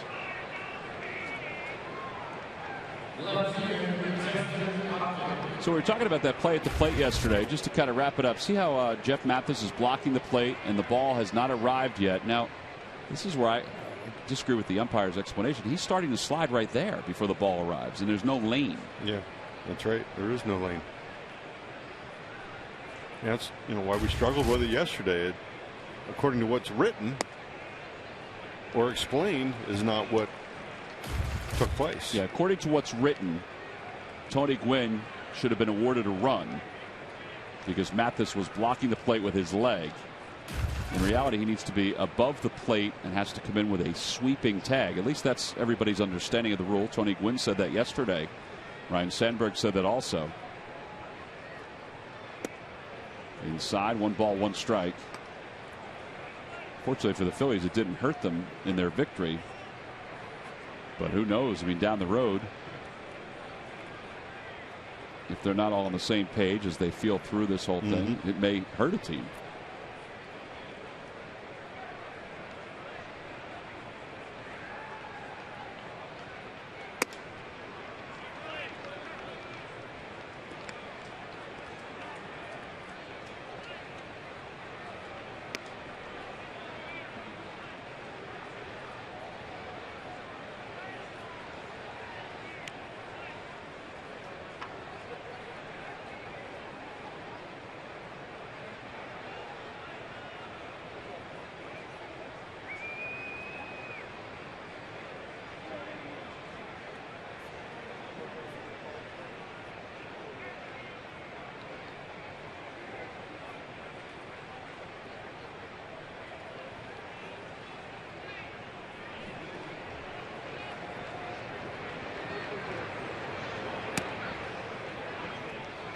Struggle with his command a little bit here. He's got 9 3-ball counts now, counting this one here. It's 3 balls and 1 strike to Justin Upton. Seems like he's a little out of whack right now with the way he's coming to the plate. Almost like he's trying to force the ball up there instead of just throw it like he's been all night. And that could be a sign of fatigue, even though he's only at 90 pitches. Chopper foul, and it's 3-2.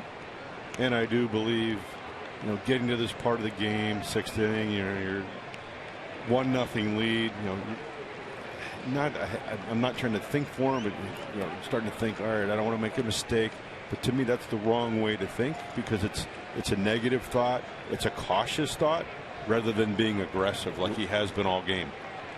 Yeah, particularly the first few innings where he was pounding the strike zone with that sinker. You still got to make him swing the bat to make the outs. And when you're walking people, it doesn't help.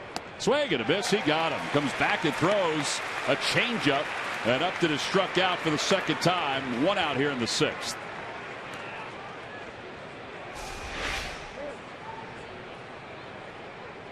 And there, I mean, he just kind of lets it go. It's a changeup. It's he's got a weaker grip on the ball, but he's got great arm speed and really good action on the ball. Instead of trying to nibble, you got to go after it. And trust your stuff and know that your defense will make plays behind you, which it has all night tonight. Yeah, they have 11 ground ball outs recorded behind Hernandez. And here's Evan Gattis, who grounded out to 3rd his first time up, fly to left his last time. He's 0 for 2. As I was trying to say before, and as I've said in the past, you cannot defense a walk. You can't defense a home run either. And he's walked 4 tonight. Gattis takes slow, 1-0.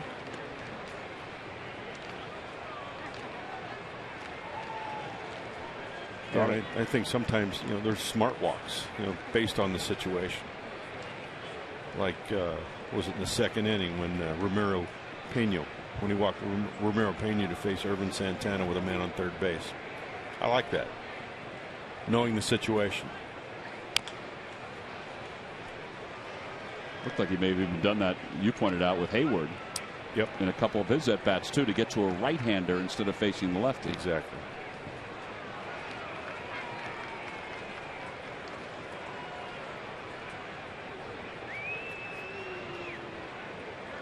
One ball and 1 strike to Gattis. Gattis, who last year in his rookie season hit .243 with 21 home runs. And think about it, when you're talking about B.J. Upton, how many times do you think he's faced B.J. Upton? Quite a few in the American League. So there's a little more familiarity with him. And I haven't looked at his numbers, but he may have more success against a guy like B.J. Upton. People say, well, why is he pitching around Hayward? Well, because there's a little more familiarity. Swing and a miss. He tied him up. That was a high sinker, and it's 2-2.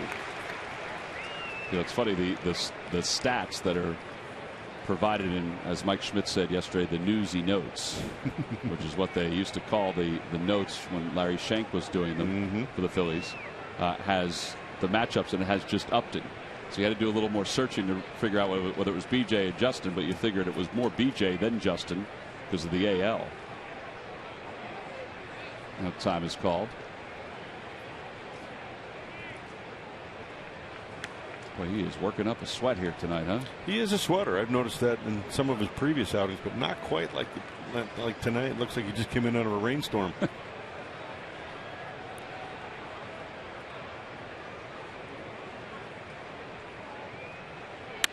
In the air to right field. Marlon Byrd going back toward the wall, and it is gone. It carried right out of the ballpark, an opposite field home run, and it's 2-1 Braves on top. That's his second home run of the year.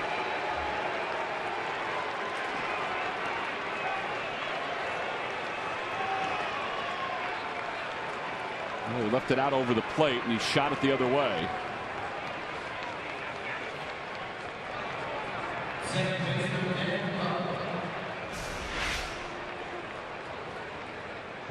It's a strong man right there, and the ball came back, maybe quad high onto the plate, right into a swing almost, just enough to get lifted out of the ballpark. And Uggla takes inside. It's 1 ball and no strikes. Mentioned Gaddis last year, 21 home runs, so 2 this year.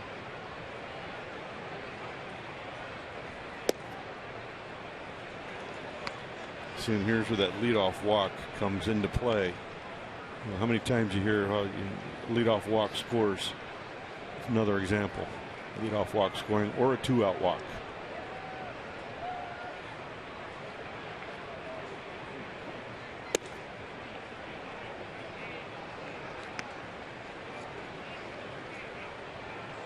Roberto's got to get through this barrier of the 6th inning. He's at 100 right now, but doesn't have the same command that he had a couple innings ago as he's moved forward in this game. 2-2 to Dan Uggla. And some of it might be the psyche of facing a guy for a 3rd time, and that's when you're a 2-pitch, 3-pitch pitcher, which he's a 3-pitch pitcher tonight. Now you've got to become very creative in what you're doing when you're facing a guy for a 3rd time.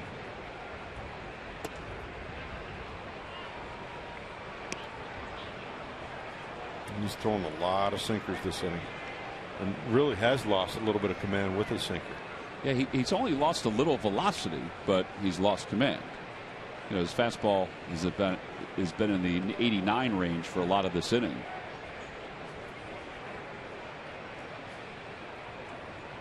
And now the 3-2 pitch to Uggla. Pulled foul again.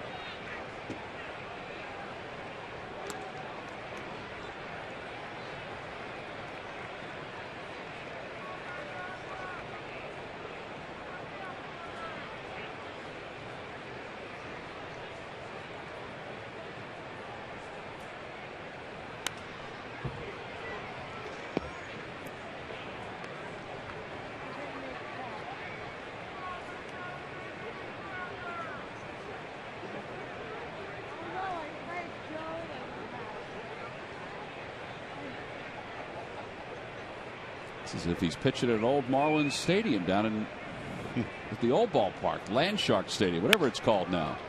That's a foul ball.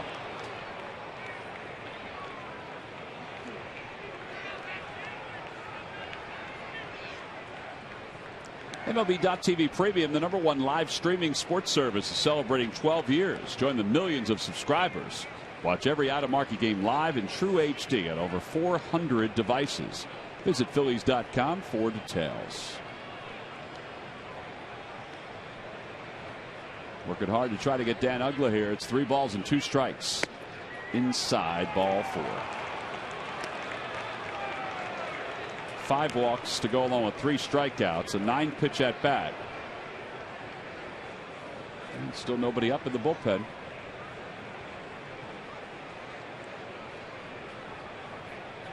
We're going to have to get somebody up shortly, if not now. You can see Ryan Sandberg talking to Larry Boa. Or I should say Bob McClure.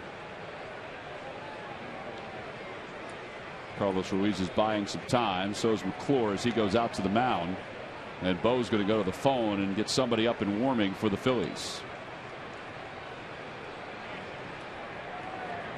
Well, you do want to push him through if you can for the future of the season, but you also want to be able to keep this at a 1-run deficit at this point.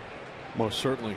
And, by walking people, that's, again, like I said, you can't defend the walk, and it does look like he has lost some command, and it's a little concerning, but I'm sure it won't. Who do we have up here? B.J. Rosenberg? Yeah. Probably won't take him too long to get loose, if need be. But a nice little sinker here, change up here, get a ground ball, and get out of the inning. Well, Bob McClure goes back to the dugout as Rosenberg warms up. Here's Andrelton Simmons. He's 1 for 3, tripled his first time up, grounded out to third his last time.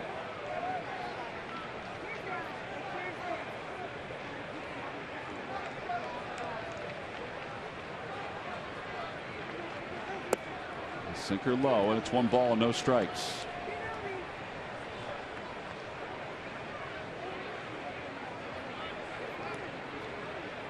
And they're taking a lot of these borderline pitches too, and he's not getting a call. I mean, he hasn't been around the plate, but they're taking, if they're actively swinging, that might be helping him, but they're making him throw the ball over the plate, which is smart on their behalf.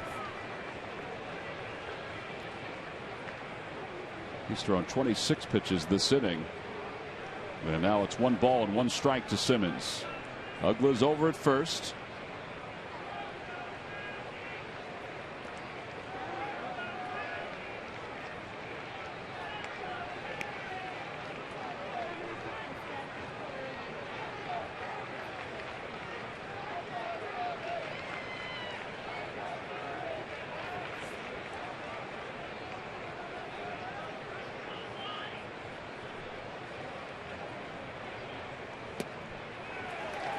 One and 2.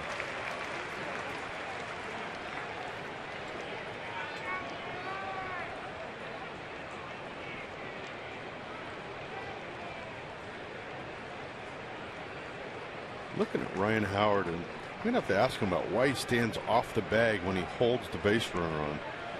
I think the ball travels a little quicker if he'd be back at the bag, but I'm sure there's some rationale behind it. I'm going to have to ask him about that. I've never seen that before. Well, didn't your old teammate in Seattle, John Olerud, do that a little bit? Maybe he did that when he was with the Mets. I don't recall him doing that in Seattle. Yeah, I think he may have done it when he was with the Mets, cheating a little bit. That was a Bobby Valentine thing, though. So, yeah, unless he's trying to cheat to get off a little bit more. It's a good question. I don't know that it's that much, that it's going to make that much of a difference.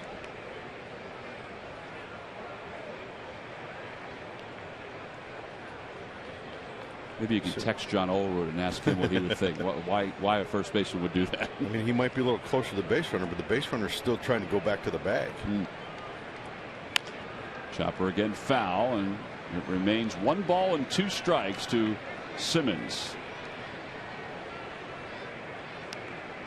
And Ramiro Pena is waiting on deck.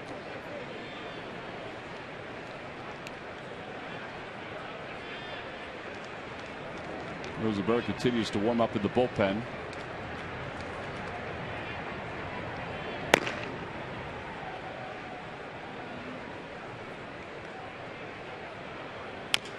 Another chopper up the third base line. Again, it's foul. When you get a guy that throws a lot of sinkers, and it's a good sinker, you get a lot of those kinds of swing. You get a lot of toppers, infield hits, or if you elevate it and jam guys, they get little bloopers over the top of the infield. So, you know, this isn't the time you want that. You want a firmly hit ball to an infielder so I can turn that double play.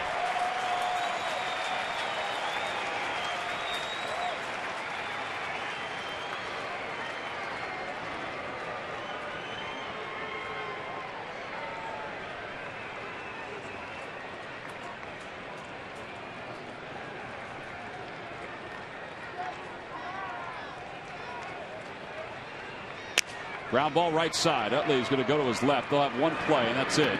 And they just barely get Simmons at first. And there are 2 outs here in the 6th inning. And Ramiro Pena is coming up. All right, do you not even bother pitching to Pena here? With first base open, you're down by 1. The pitcher spot is up next. They've got nobody up in the bullpen.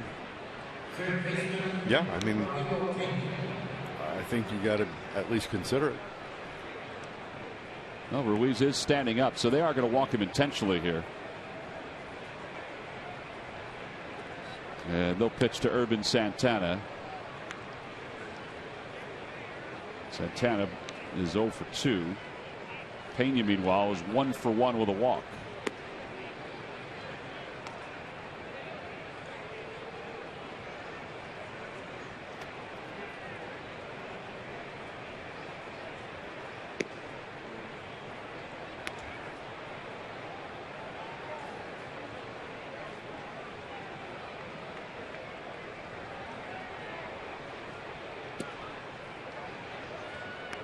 That is the 6th walk issued by Hernandez, but it's the first intentional walk. So after a quick visit, they'll go after Urban Santana, try to keep this at a 1-run game.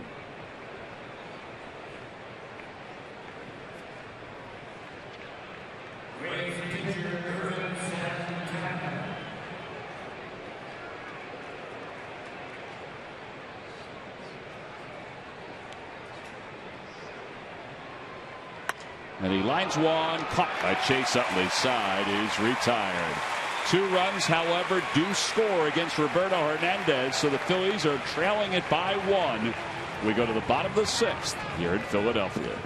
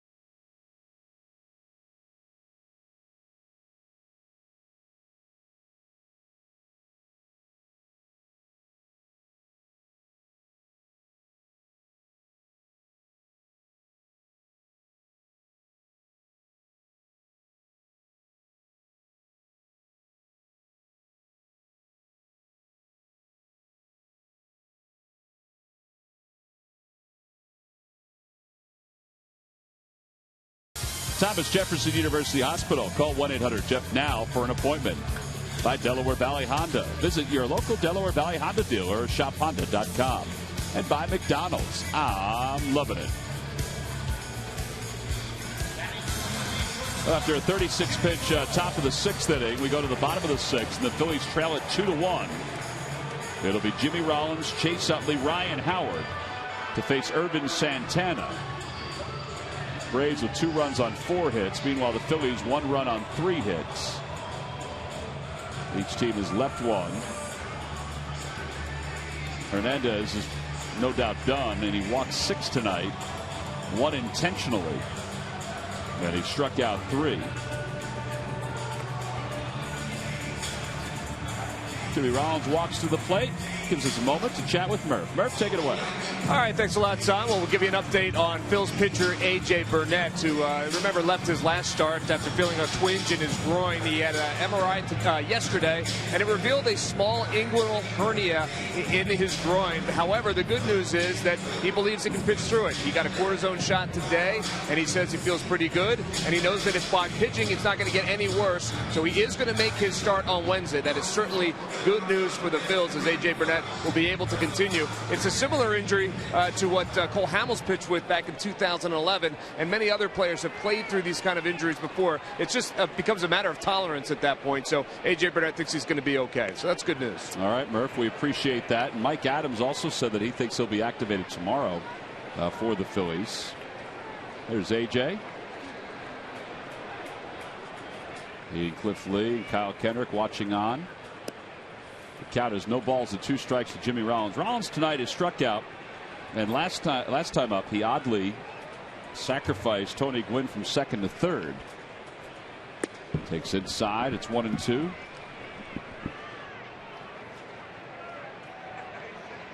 Rollins is 5 for 14 over the last 4 days.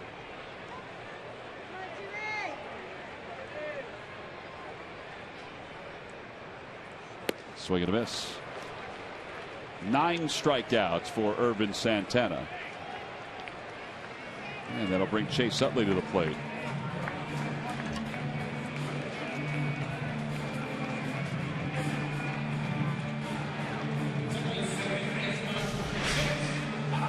Here you see a good changeup. He threw him almost the same identical one that he threw on his first at bat when he struck out. Tell you what, he and Gaddis have been very creative with how they've used Irvin's pitches tonight. Just in the spots that they've thrown certain pitches? Yeah, the change of speeds, when they've done it, how they've located the ball. You know, in Chase's first at bat, he struck him out with a high fastball. You know, Chase might be trying to not necessarily sit on that pitch, but he might be looking for that pitch during the course of the game here, and he hasn't seen it since. I'm sure it's in the back of Chase's mind.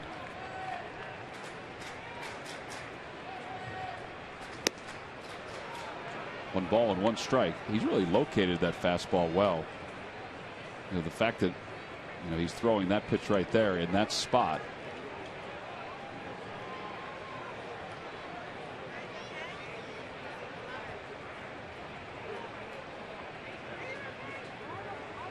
One pitch to Chase.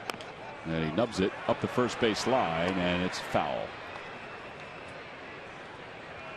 Yeah, aside from Ryan Howard and maybe Marlon Byrd's double, Phillies have 3 hits overall, but even some of the outs they haven't really been able to square up some of the outs. Yeah, and that's what I'm saying, how creative he's been with his pitches and how well he's located his pitches.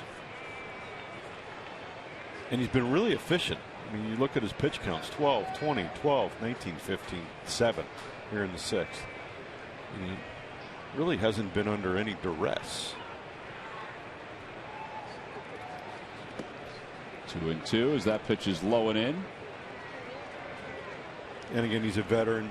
You don't see any panic. When he gets deep in a count, he's out there pitching. It's almost like he's sitting in a rocking chair. We wonder how far he'll go. He went 88 pitches his last time out, so he's probably going to stretch out beyond that. Utley on the hands, loops it out toward right, and it's going to drop in for a base hit, and it's off Hayward. Utley's thinking about 2 on his way. The throw, not in time, and Chase has an 11-game hitting streak, his 7th double of the year. The first Philly to start the season with an 11-game hitting streak since 1963. And that's just a pure hustle double. He fights that fastball off. He really doesn't hit it well. He gets jammed. Hayward comes in, takes a chance to try to get that ball in the air. Can't keep it in front of him. And Chase out of the box, hustle from from the plate all the way to second base. Close play. Well, not that close. But because of his hustle, it wasn't close. And it brings Ryan Howard up, who homered his first time up, struck out his last time.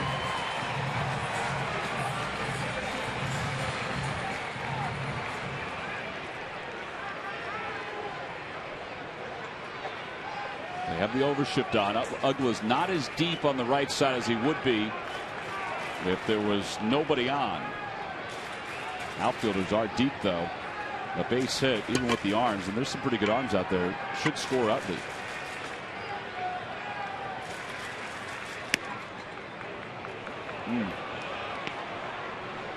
That was a slider. Ryan thought it was high, but he's called that pitch tonight.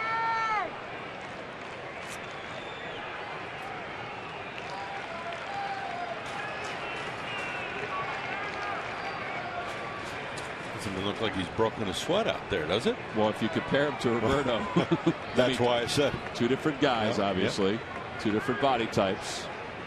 But no, his pores look pretty comfortable. Check swing. Did he go? No. That's David Rackley over third.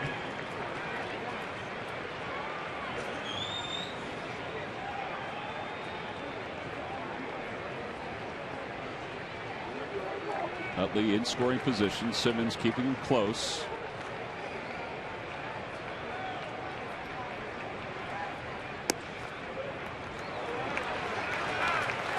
Good eye by Ryan right there. I know we have a slightly different angle with that center field camera, but that ball looks really close. I don't know, there's just a sense something with Ryan. There's a calmness while he's at the plate. Did you believe that he's seeing the ball too? I do. I really do. When was the last time you've seen him call timeout and step out of the box? I think he feels like he's in control at the plate, and I would sense, him just watching him, he looks like he's in control.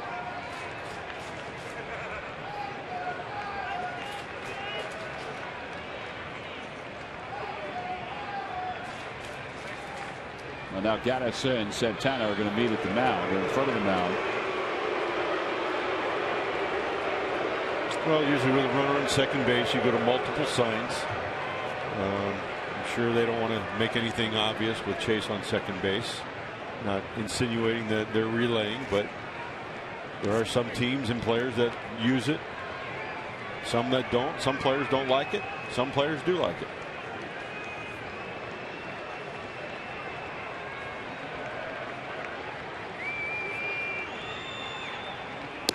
Swing and a miss, 2-2.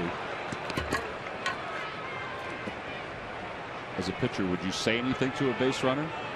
Like if you're Santana, would you say something to Utley, or if Howard's... in the era that I was raised in the game, you never said anything. You took care of it on the field. And what I mean by taking care of it on the field, you may knock somebody down, that type of thing. Because they know they're doing it, and if you know that they're doing it, that's how it usually was taken care of. Unless you saw that they were doing it wrong, then you would just snicker internally and just let it keep on going. Well, or the other way to do it is, call something and have the catcher set up away and throw a ball in. Inside, 3-2. Because there aren't many hitters that want to be looking away and be buzzed inside or get hit. Right, and even though it's not necessarily in, but they might be diving. Yeah. And there's no guy on second base that wants to cross up his hitter. 3 balls, 2 strikes, 1 out, runner at second. And the pitch. Swing and a miss, he got him. 10 strikeouts for Urban Santana. Change up at 85 miles an hour. And here comes Marlon Byrd. We're going to see another good changeup. Sinks down out of the bottom of the zone. It looks like a strike out of his hand, and as it gets to Gaddis, it's almost in the dirt. Almost. But it's one of those pitches that looks really good because he creates good arm speed. Sells it with his arm speed. And he's been able to locate it so well tonight. 12 10 strikeout games for Urban Santana in his career. Marlon Byrd 1 for 2. And it's 0-1 to Marlin. Trying to bring home the tying run.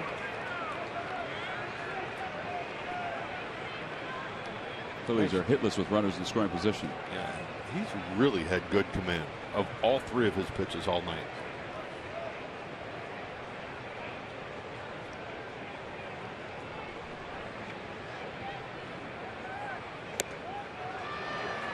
You know, when you feel that or you have that, you know, you're looking at your catcher and you're going, put down whatever you want, because I know I'm going to execute the pitch.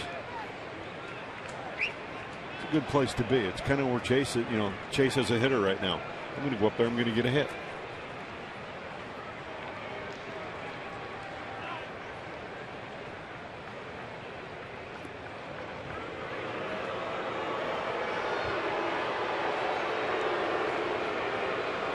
Tonight at Phillies Clubhouse, Marshall Harris takes you inside Carlos Ruiz's charity bowling tournament, plus an exclusive conversation with all-star outfielder Dominic Brown. Catch Phillies Clubhouse, presented by Mercedes-Benz. Tonight at 11, only on Comcast Sportsnet. Mario Hollins warming up for the Phillies. Anthony Varvaro and Ian Thomas warming up for the Braves. It's 0-2 to Bird. Swing and a miss. He got him. 11 strikeouts for Santana. He strikes out 3 in the inning. He leaves 1 in scoring position. We've completed 6. We go to the 7th. It's still a 2-1 game.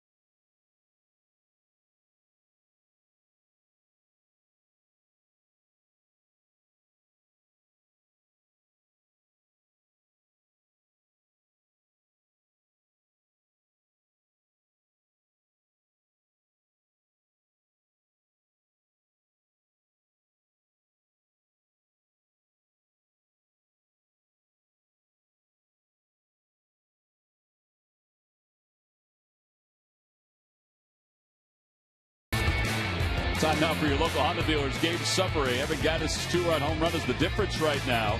So is the pitching of Ervin Santana. 11 strikeouts over 6. We go to the top of the 7th inning. 2-1 Atlanta, and Mario Hollins will deliver to Jason Hayward. But it's 1 ball and no strikes, so it looks like he's getting some high fives and some congratulations. There's nobody up throwing right now. There were guys throwing before. Right side, Utley. And 1 away. Although it's different, Jamie, you mentioned during the break that Ervin Santana did some things that Jose Fernandez did the other night. Now, Fernandez was trailing in that game with the Marlins, but he had some adversity, and then he struck out 6 straight with just 1 fastball after another. Whereas Ervin, with some adversity in that inning, didn't rely on the fastball. Yeah, he just stayed within himself, and he used his slider, he used his changeup quite effectively, and it got the same results. B.J. Upton takes inside, 1 ball and no strikes. So it goes to show you it's location. You have velocity. If you have velocity, it's great, but you still have to locate and you have to change speeds. And if you've been watching the last several games, you've seen it done 2 different ways. 2 different ways, 2 different styles, 2 different personalities. B.J. Upton is 0 for 3.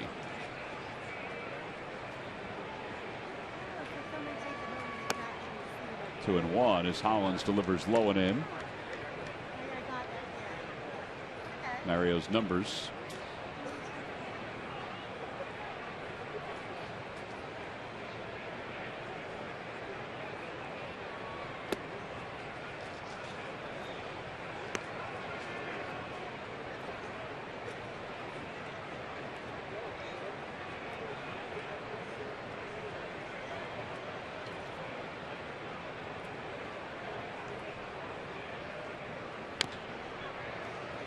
Mario did face the Braves during the spring, but first time obviously they get a chance to see him in a regular season game, and he's performed well in limited action for the Phillies. And when he's performed well, it's because he's thrown strikes. Strike 1, strike 2, been very aggressive. Inside, ball 4, so Upton walks with 1 out. These lucky fans are tonight's Citizens 7. They were to receive a prize pack courtesy of Citizens Bank. Citizens Bank with the most 7-day branches in the Philadelphia area. To find a branch near you, visit citizensbank.com.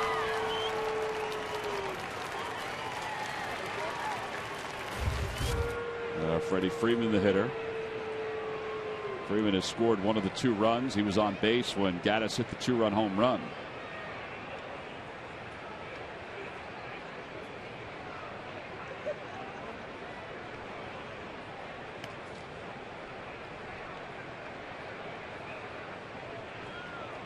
Braves have stolen 2 bases here tonight. One of those bases was stolen by Hayward, the other one by B.J. Upton.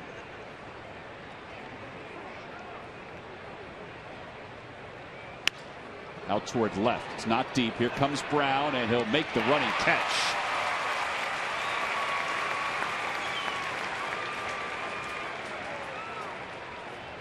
And 2 outs.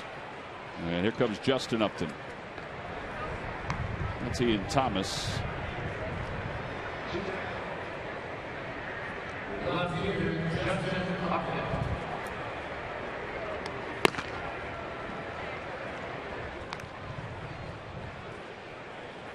Justin Upton has struck out twice tonight.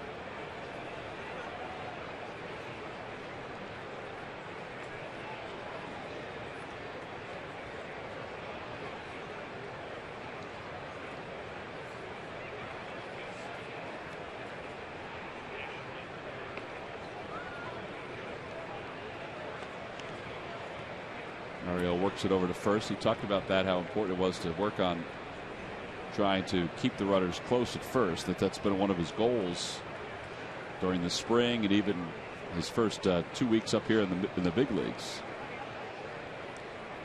There goes BJ. Got a good jump. Pitches a strike. The throw to second is into center field. And again, nobody there to back it up, and BJ goes to third.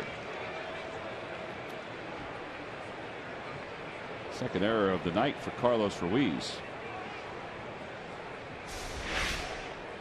As you said, Tommy got a real good jump. Ball short hops chase. He's straddling the bag. Runners coming in. Still got to find a way to knock that ball down. Try to keep that ball in front of you and keep it in the infield.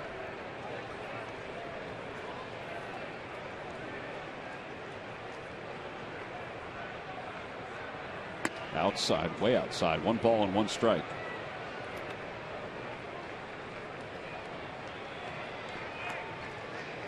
Again, Tony Gwynn is deep in center, so once that ball gets by Chase, if there's nobody there to back up, there's no way he was going to get there. And Upton runs so well. He does. And it looked like he went on first move off of Mario right there. And he pulls that one foul. He choreographed that to some music. BJ goes down. DeCenzo goes down.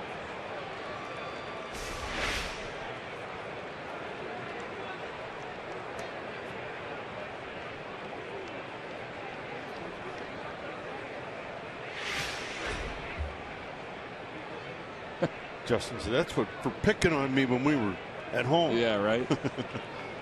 1-2 pitch. Inside, 2-2.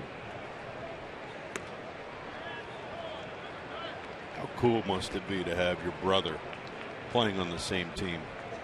How about the other day they went back to back in home runs? Mom and Dad have to be just tickled by that. Well, they don't have to split their attention. They don't have to watch one over the other. They can go from city to city. The carpool goes to one field. That's it. One was the bat boy for the other's team as they were growing up. 2-2 to Justin. And the pitch coming from Hollins. And now 3-2.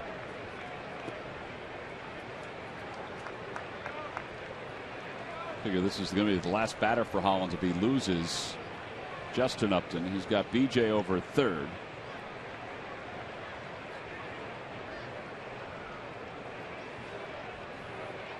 Swing and a miss. He got it with a 93-mile-an-hour heater. Side is retired. Braves are 0 for 9 with runners in scoring position. However, as we stretch, they have the lead.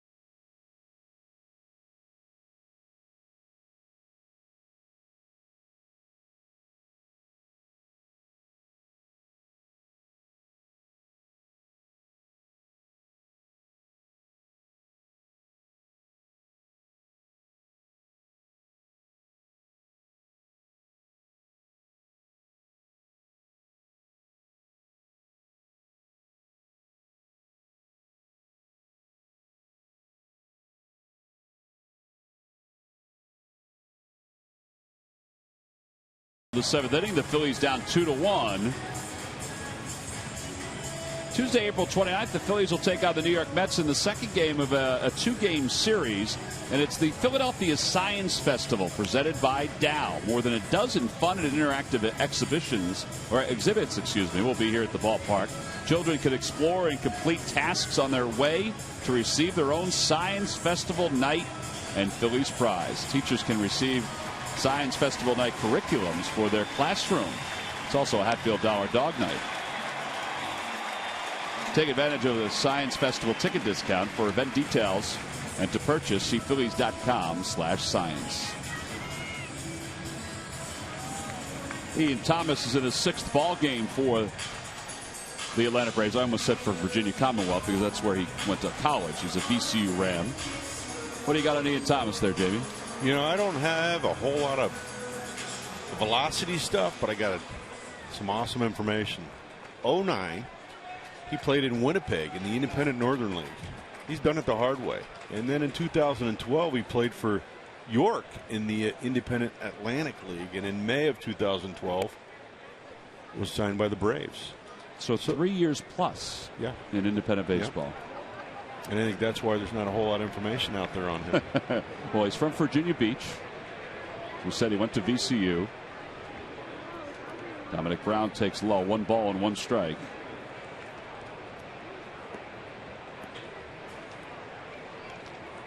I love these kinds of stories. I really do.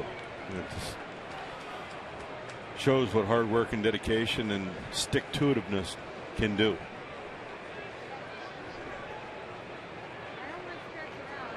Yeah, sometimes if you want it bad enough, it doesn't always dictate success.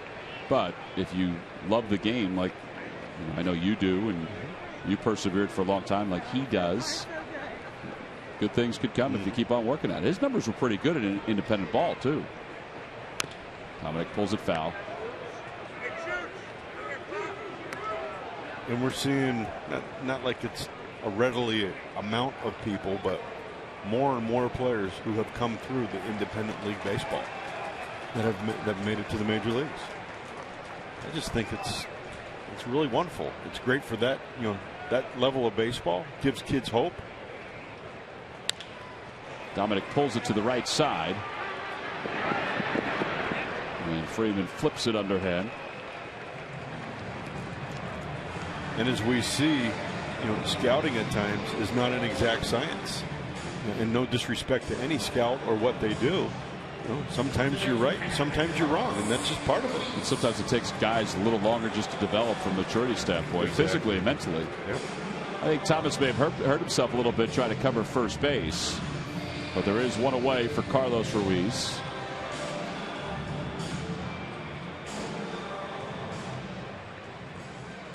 Carlos lined into a double play his last time up. He's 0 for 1.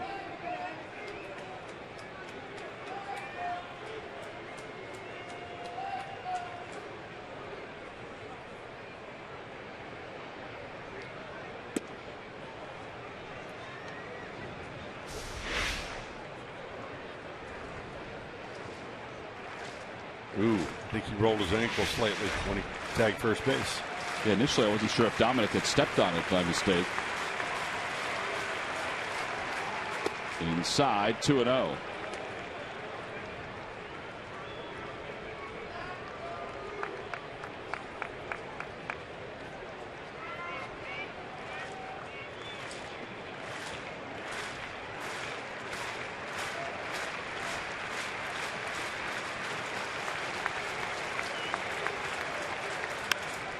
Ruiz pops it up right side.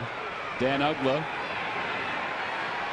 Oh, he had to fight that one a little bit. He makes the catch. 2 outs. It's time for the Major League Notebook with Murph. Murph, take it away. All right, thanks a lot, Tom. Brought to you by Gwinnett Mercer University. We told you a couple of days ago, Aroldis Chapman for the Cincinnati Reds is working his way back from that line drive that he took in the face, and he fractured a couple of bones. A couple of days ago, he threw off a flat ground. He was throwing in the mid-90s. Well, today, he got on the bullpen mound, and he threw as well. His manager said he threw outstanding. But there's still no plans for him to throw against live hitters at this point, but he is making good progress. And how about this story? The hottest team in baseball, the Milwaukee Brewers, are also doing things right off of the field. They're in Boston playing the Boston Red Sox, a series right now. And while a couple of the guys went out to dinner, they met up with a couple of Milwaukee firefighters who were in town in Boston for a funeral for a Boston firefighter. Well, Kyle Loesch and Matt Garza decided to pick up their tab at the restaurant, unbeknownst to the firefighters from Milwaukee. Certainly a nice gesture, doing the right things on and off the field right now with the Milwaukee Brewers, guys. Yeah, they are the hottest team. There is no doubt right now. They're losing 1-0 right now to the St. Louis Cardinals in the bottom of the 5th inning. But, man, they are off to a torrid start after going 1-2 against the Braves to begin the season. That's right. 1 ball and 1 strike. Breaking ball on the outside corner. It's 1-2. Cody Ashe is 0 for 2. He's grounded out. He's also struck out. B.J. Rosenberg out in the bullpen. Pitcher spot is due up next.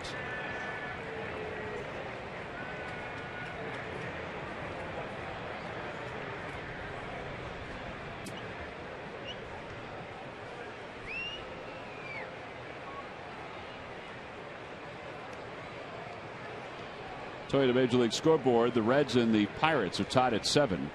There have been 10 home runs hit in that ball game. Broken bat roller, right side. Uggla charges, and he throws it away off the glove of Freeman. Cody Ashley is safe at first.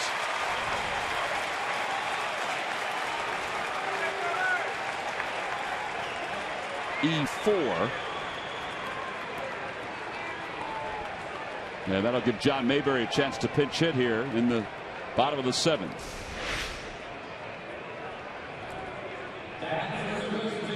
Here again, goes to show you what a little hustle can do. I don't think that Uggla realized that he did have some time, and he just picked it up and misfired. So the error to Uggla keeps the inning alive. Freddie Gonzalez is going to go to the bullpen one more time and bring in the right-hander to face John Mayberry Jr. So a pitching change here at the bottom of the 7th.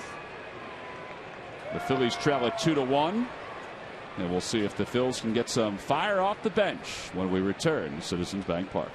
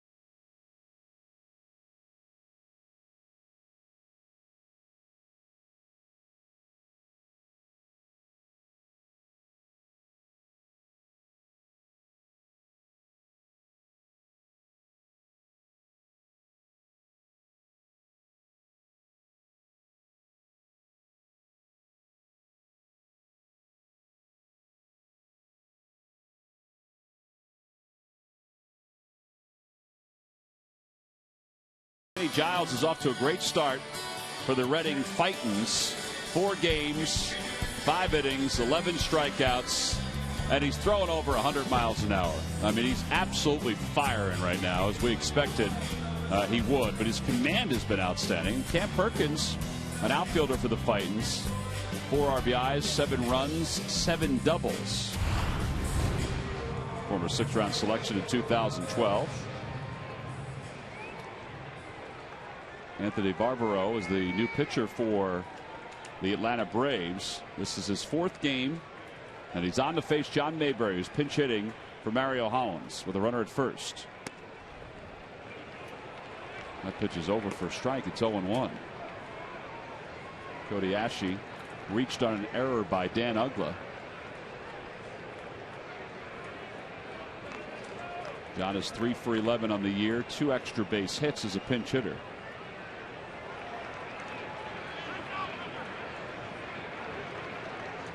By the way, just to top off what we said about Cam Perkins, 2 for 5 today with a home run and 3 RBIs.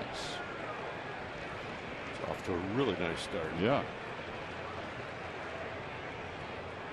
Titans leading the Flying Squirrels 7-4.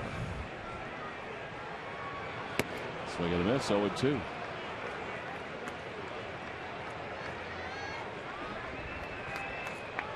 Eastern League also has a team called the Rubber Ducks. The Akron Rubber Ducks.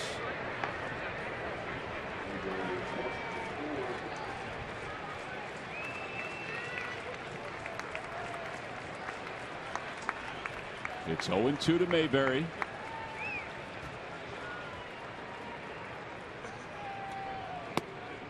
Try to sneak a fastball by him. It's low, 1-2.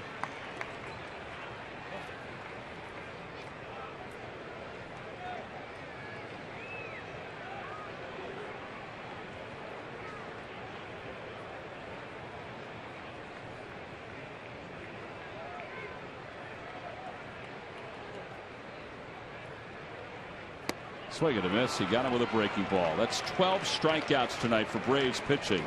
That'll wrap up the bottom of the 7th. The Phils leave one over at first. On to the 8th. It's a 2-1 Braves lead.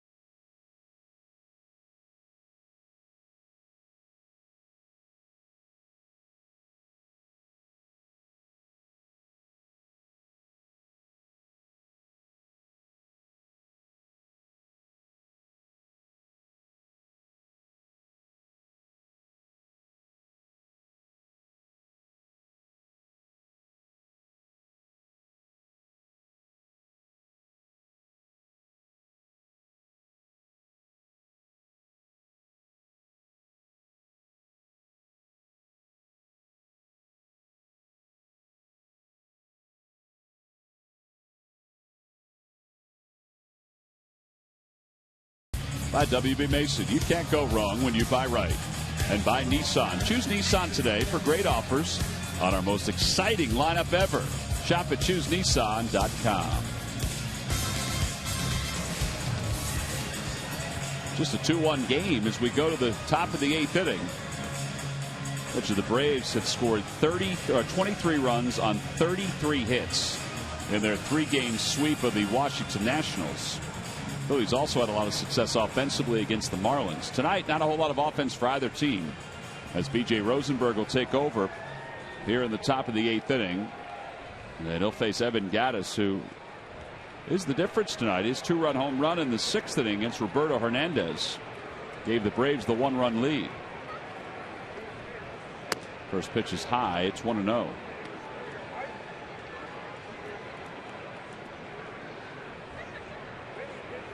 And B.J. coming off of 2 really fine outings.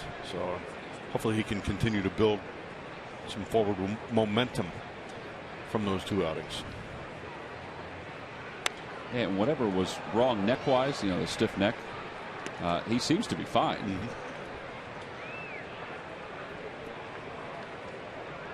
Phillies are no doubt going to have to make a roster move tomorrow in their bullpen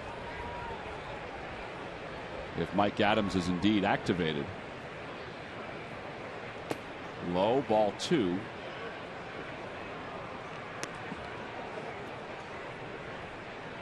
Game time tomorrow is 7:05.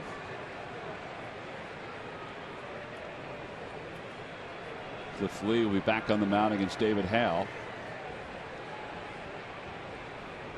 Swing and a miss, 2-2. So that's a 94-mile-an-hour fastball that had some jump on it. And you see what effect a breaking ball can have on a hitter.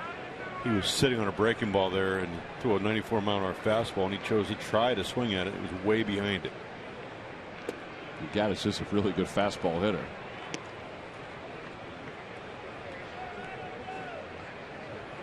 The story tonight has been the number of strikeouts for the Braves pitchers and number of walks by the Phillies pitchers. 7 walks by the Phillies pitchers. In the air to left field. That sounded like it broke its bat out toward the wall, and it is gone.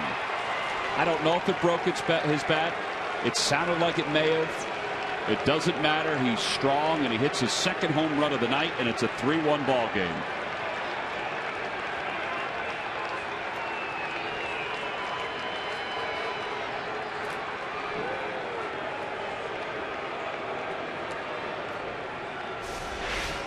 See a replay here, looking for the ball down and away, and it's a breaking ball. It just kind of spins up there. No, it's not a broken bat. No. I got my sounds mixed up. 2nd career multi-home run game. And you're right, that ball just spun up there for him to whack it.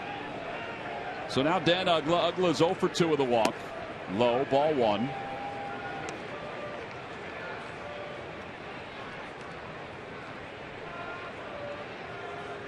I guess only time will tell us if he can catch the way McCann did, but offensively, he's got some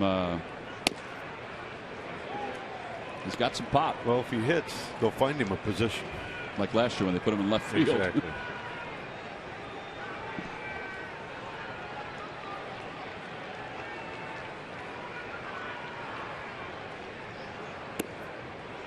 Two at 1 to Dan Uggla.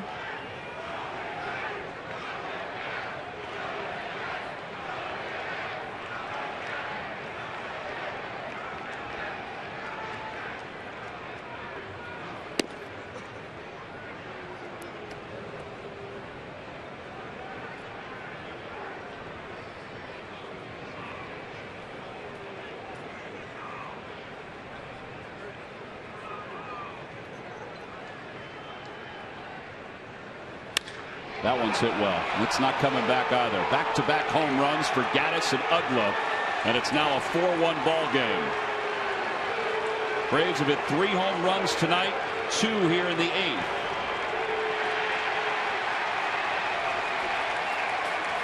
First home run of the year for Dan Uggla.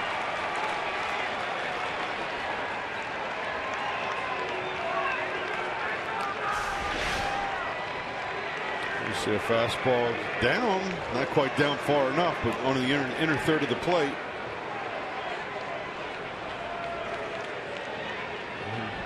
Marvin Freeman likes that.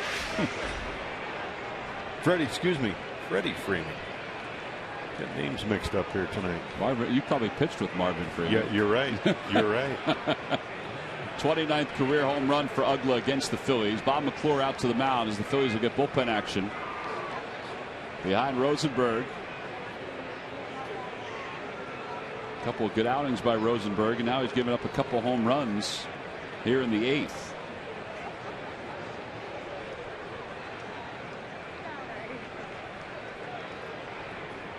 Luis Garcia is throwing in the pen for the Phillies.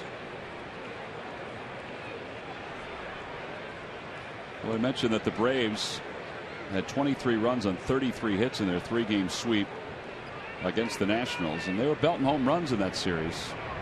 Now they have 3 to start this one.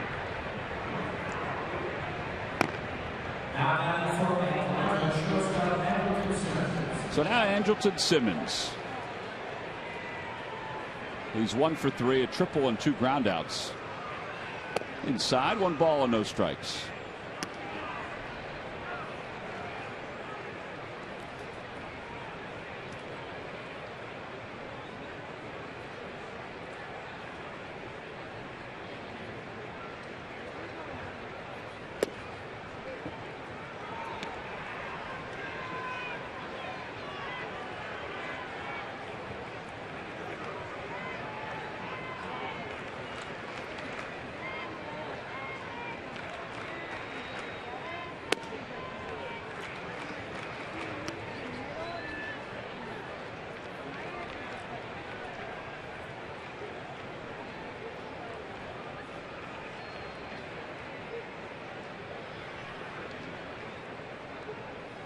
Outside, 3 balls and 1 strike.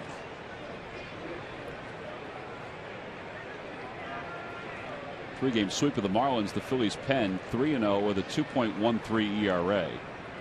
They got a scoreless inning tonight from Mario Hollins, but now the 2 runs here in the 8th.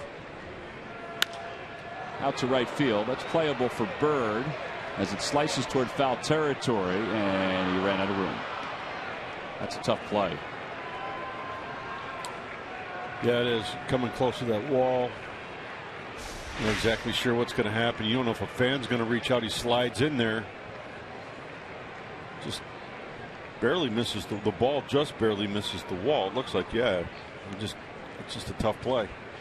But he protects himself and slides in instead of runs into the wall. How many times have you seen a guy run into the wall and hurt a knee? Or into the tarp? Or they slide too late and do it too. The 3-2 pitch. A liner to left field. This one's deep. Going back is Brown. 3 straight home runs for the Atlanta Braves. It's 5-1 Braves. Back to back to back home runs. The Angels did it yesterday, and the Braves do it here tonight.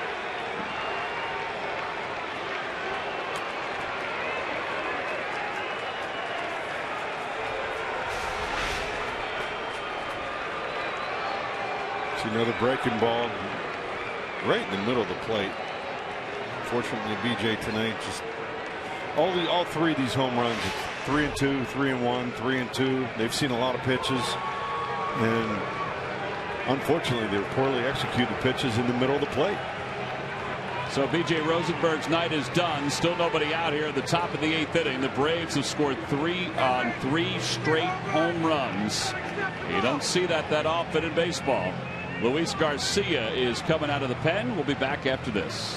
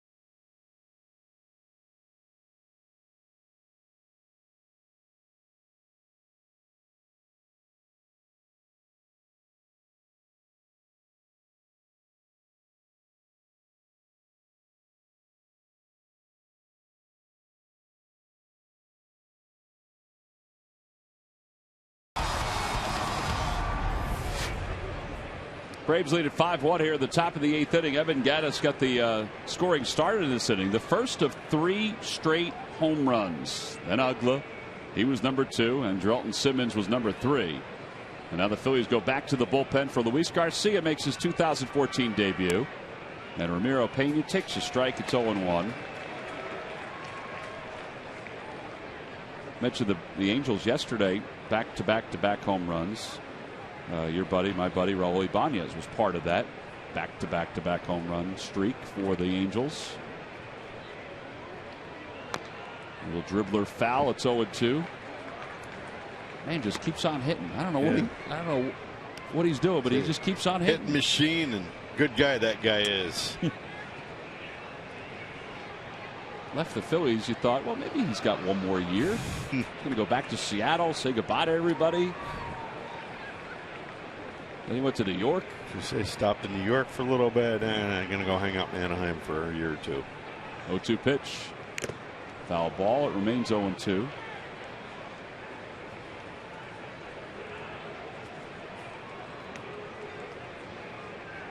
At one point, I think, when he was in New York in postseason, people were saying, Reggie who? Yeah, he did have some big time swings when he was with the Yankees.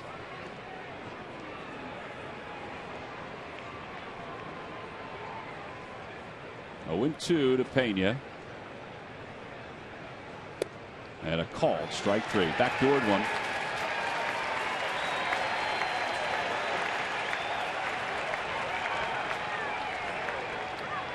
And Ryan Domit will be the pinch hitter for the Braves.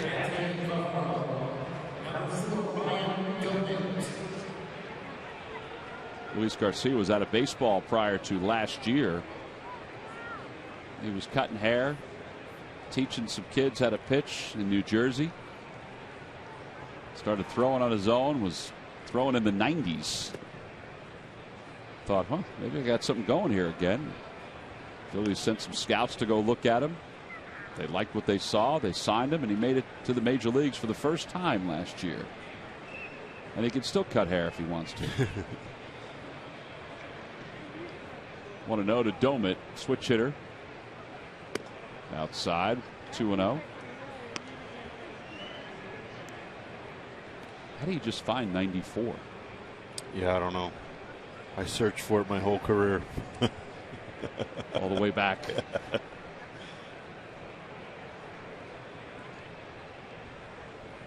Two and 0 to Domit. 2-1.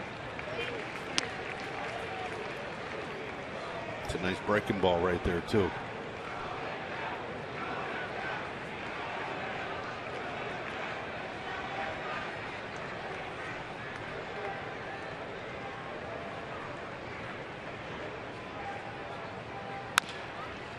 Chase Utley.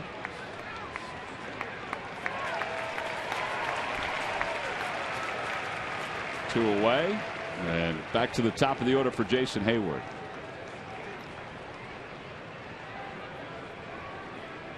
Well, the Braves, and there have been times in recent years where it's been the opposite. The Braves have had the Phillies number.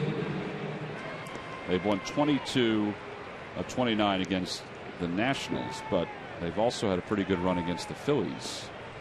So by winning games in the National League East and winning against the sort of upper echelon, that's how you win a division like they did last year. Line drive. Oh, caught by Cody Ashe. How he adjusted in mid-flight, I don't know, but the side is retired. 3 straight home runs, though, by the Atlanta Braves have cushioned their lead. Look at this play by Cody Ashe. He jumps and whoop. He may have lost it as he went up to try to grab it out of the air. We go to the bottom of the 8th.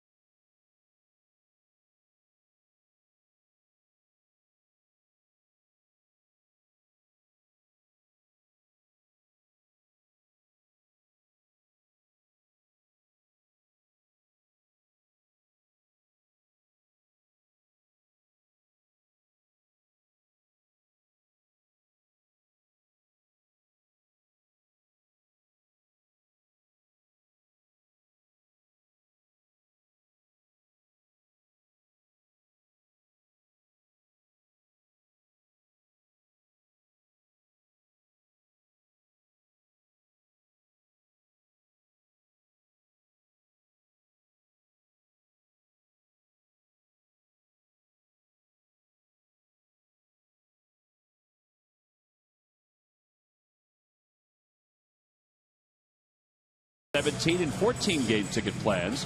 All plans feature great benefits, including ticket discounts and postseason options. Great way to enjoy Phillies baseball and terrific promotions and giveaways throughout the season. Go to Phillies.com for more information. Bottom of the 8th inning, it is 5-1, Braves on top. Well, this was a pitcher's duel until Atlanta unleashed 3 straight solo home runs in the top of the 8th. And now you got to deal with the Braves bullpen, Jamie, as you pointed out before in our open. They've been stellar. They've put up some really good numbers, like they have in the last several years, actually, as a bullpen. They have 5 saves and 5 opportunities so far. They've allowed just 1 home run. Luis Avilan is the new pitcher as we go to the bottom of the 8th inning. Tony Gwynn leads it off. Pitch is low, 1-0. Gwynn tonight is 1 for 3. A bunt single back in the third.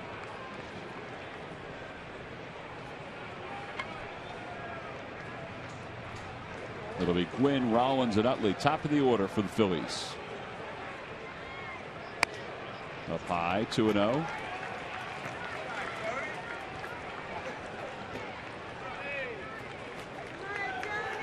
One of the keys to success in winning divisions, and the Phillies won 5 straight, is to have a bullpen that you can rely on. And the Braves, even with all the changes that they've had between Venters, O'Flaherty, guys like that, they've had a bullpen that Freddie Gonzalez can rely on. And I guess it begins from the back, and that's Craig Kimbrell. I was just going to say it kind of starts in the back. And if you can get to but you have to be able to get to the back of the bullpen. And they've been able to do that, regardless of the pieces that they've had in the middle or the front of it. They've always had pretty good starting pitching, pretty consistent starting pitching. But if you can get to the back of the this type of a bullpen with a lead, they're known to hold their end of the bargain. 3-2 to Gwynn. Hopefully we won't have a chance to talk about Kimbrell. We may at some point in the series, but he's only 10 saves away from John Smoltz. Wow. There's ball 4. And Gwynn's aboard. No, I'll say in Smoltz. Smoltz has the record with 154. I think John's a Hall of Famer, but he's not going to hold on to that saves record for a long time. I don't believe so. Here's Jimmy Rollins. Rollins is 0 for 2 tonight. He struck out twice and then had a sacrifice bunt with Gwynn at second. John also has, what, 200 wins? Something similar to that. Sort of in a class with Dennis Eckersley with all those wins and all those saves. Low, ball 1, 1-0. Pretty special what he's been able to accomplish as a pitcher.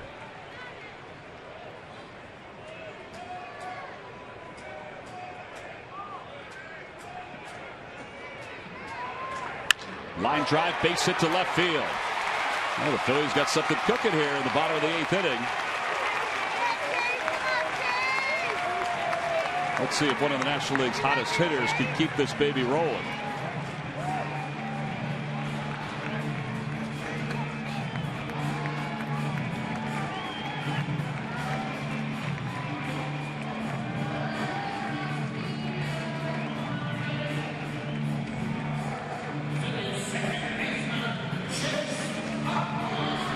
Utley is 1 for 3, struck out twice and then doubled his last time. He's hit in 11 straight. 8 for his last 15.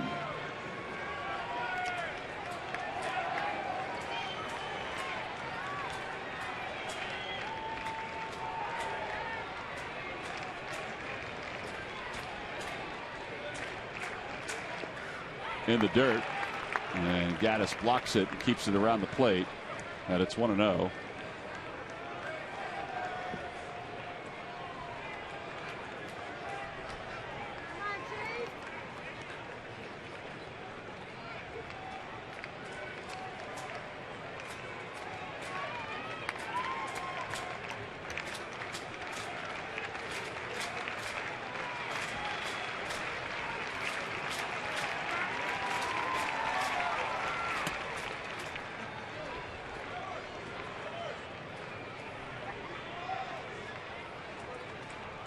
every season has their share of come from behind wins.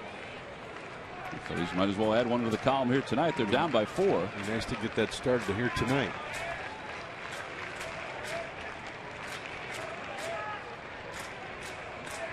One ball, one strike. Chase lines one into right field, a base hit. Win to third, they'll hold him there. And the bases are loaded for Ryan Howard. Chase and Rollins both got good swings off Avila, and now it's Howard's turn with the Phillies down by 4. He is the tying run here in the bottom of the 8th. Roger McDowell out to the mound. Well, this is what we've watched these first couple weeks. I was going to say, this is what we've seen day after day after day after day. And just got to love the consistency of Chase's swing right now. Just the same swing, whether it's in, out, or down.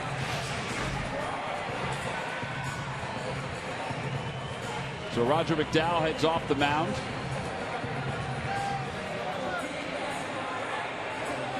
Ryan Howard homered back in the 2nd. That's the only run for the Phillies here tonight.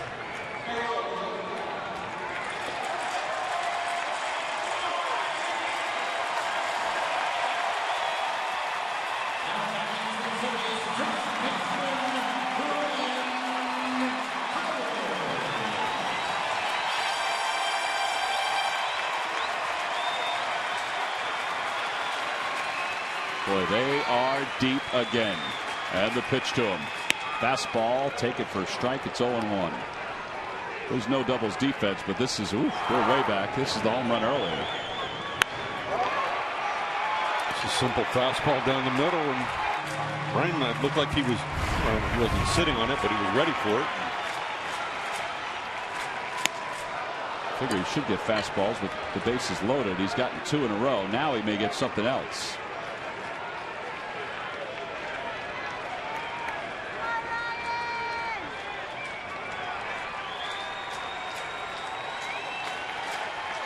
Oh, and 2.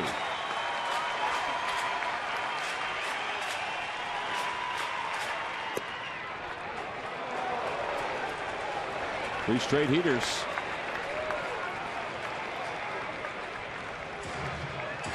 Fastball's really the only thing he's throwing for a strike. Wynn, Rollins, and Utley.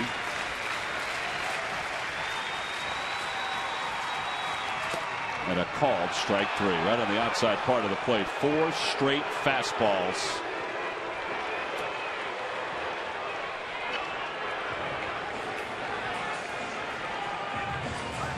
Ryan says, it's pretty close.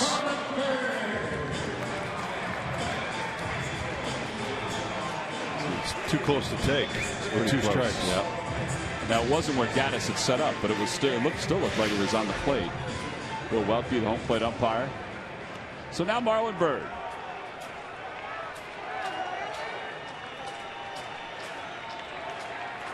Marlon is 1 for 3.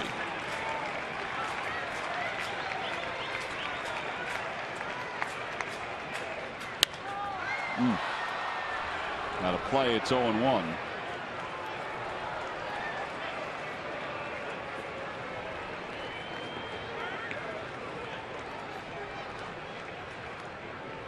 Seven career grand slams for Marlon.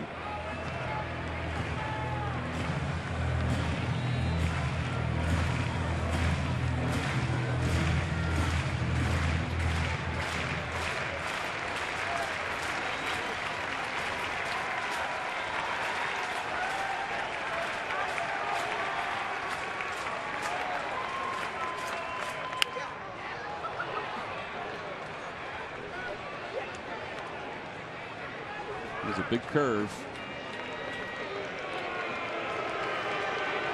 That's a good pitch after all those fastballs.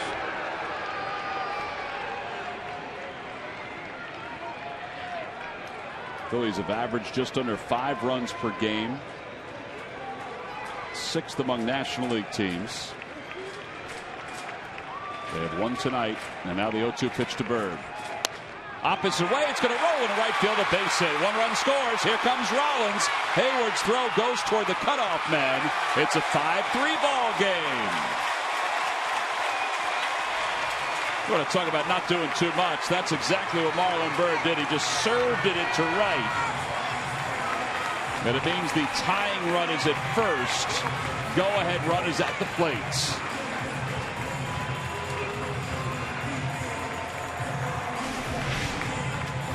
See a fastball well located down. Actually, might have been below the zone. And Marlin just dropped the head of the bat to it and just kind of pushed it out into right field. 2-run score. Keep the line moving.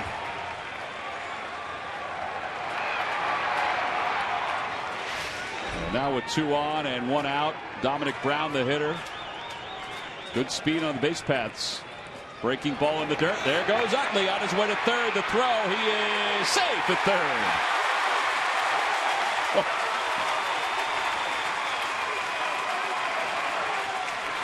He took a chance, but he was able to get there ahead of the tag for Pena. There's a break him on the dirt. Pena keeps it in front of him. Chase just beats the throw in time and stays on the bag. He had a lot of momentum created with how hard he was running. Slid kind of right through it. Wow, he hit that bag hard. Yeah. Fortunately, he stayed on the bag. Meanwhile, Marlon Byrd did not go to second. I guess he just didn't read it the way Chase did.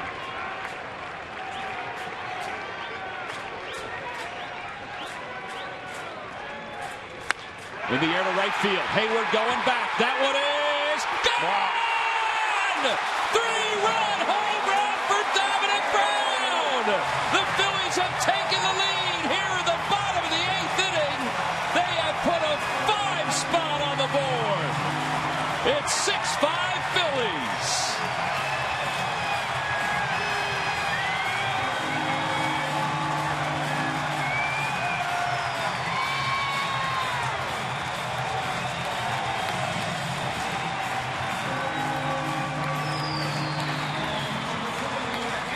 Ryan Sandberg said he wasn't worried about Dominic Brown's power. Bam.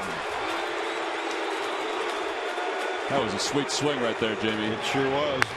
Fastball down and in on the plate. Just as I said earlier, as we last previous couple games, the ball down and been pitched away, but I have a feeling he knows how to adjust to the ball in, and that's exactly what he did right there.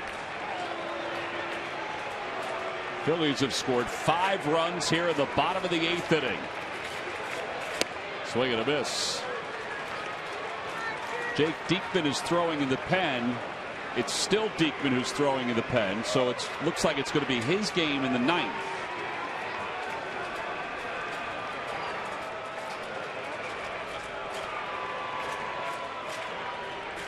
Breaking ball, and it's 1-2.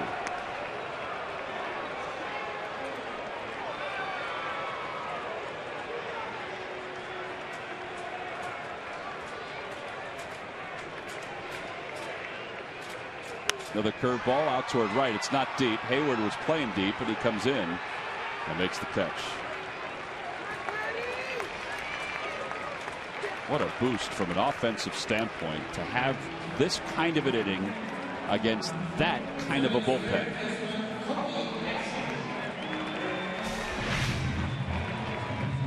You see just a fastball that's knee high in the inner third of the plate. Dominic doesn't really, not too aggressive to it. He just clears his hips and drops the head of the bat. The other thing too, as he was taking that swing, there's 1 out. Marlon Byrd saw it the whole way. He's thinking, well, that's at least going over Hayward's head. He was off and running. Because he was the tying run. If it was over Hayward's head, he might have been able to score if it stayed in the yard. Here's Ashe. Broke his bat. Little floater out toward first. Side is retired, but the damage has been done by the Phils in this 8th inning. 5-run score. A 2-run single by Marlon Byrd. And then Dominic Brown, a 3-run home run, his first of the year. And he's given the Phillies A 6-5 lead as we go to the top of the ninth.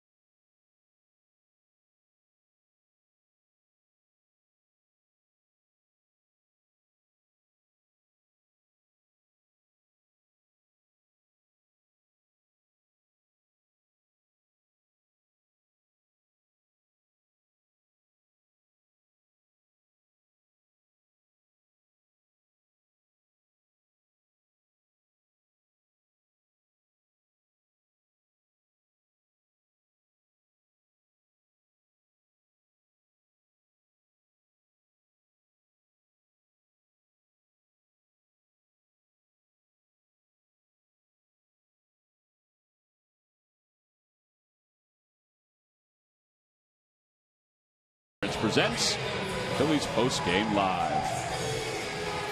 Dominic Brown got a nice round of applause for the Phillies fans who were out in left field as he went out to his position. The first time we saw that was Pat Burrell, then Raul Ibanez. It's a great sight, particularly I don't know what it is about left field, but that's where they would always embrace them. And obviously at right when Jason Worth was out there too.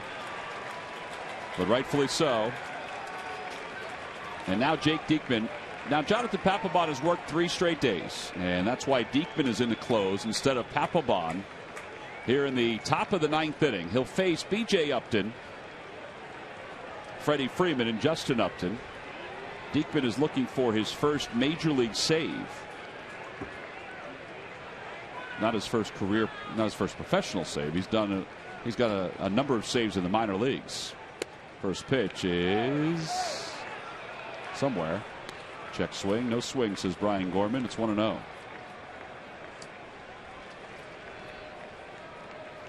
So after 3 straight solo home runs by the Braves, the Phillies score 5 in the bottom of the 8th inning. Look at that.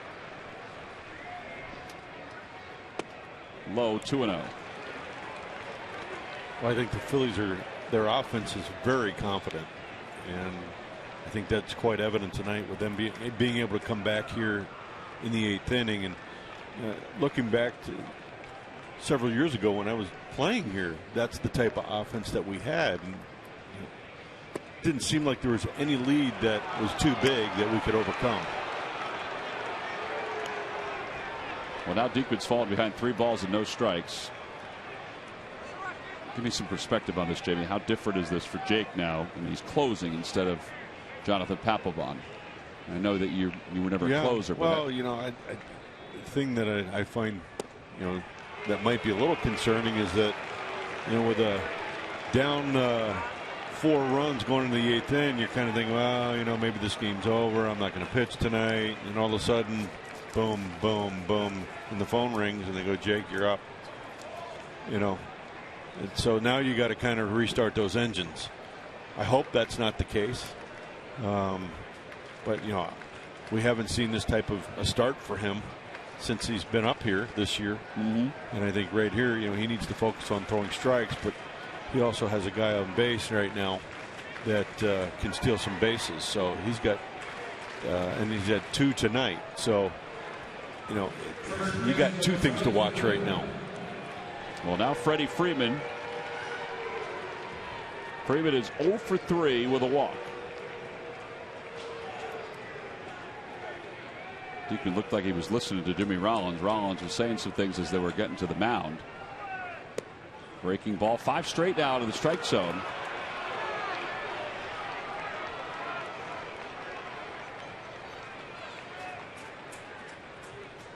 6-5 Phillies on top with 5-run bottom of the 8th inning. Swing and a miss.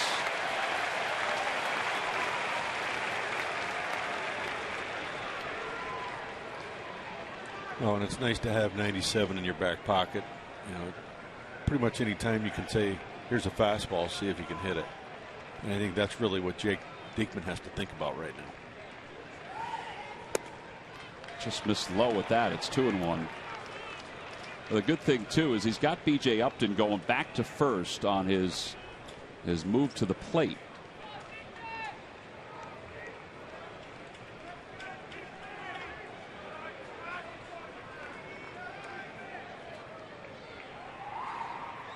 Inside, 3-1.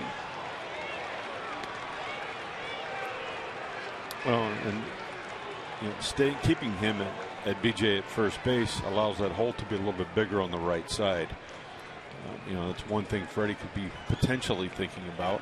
And here they could turn him loose, but also they could say, hey, you know, let's see if he can throw a strike. Ground ball right side. They'll get an out on this one. Utley flips to second, not in time. And Jimmy Rollins reacting as if the throw may have gotten there in time. Here comes Ryan Sandberg. So here we go. This is up to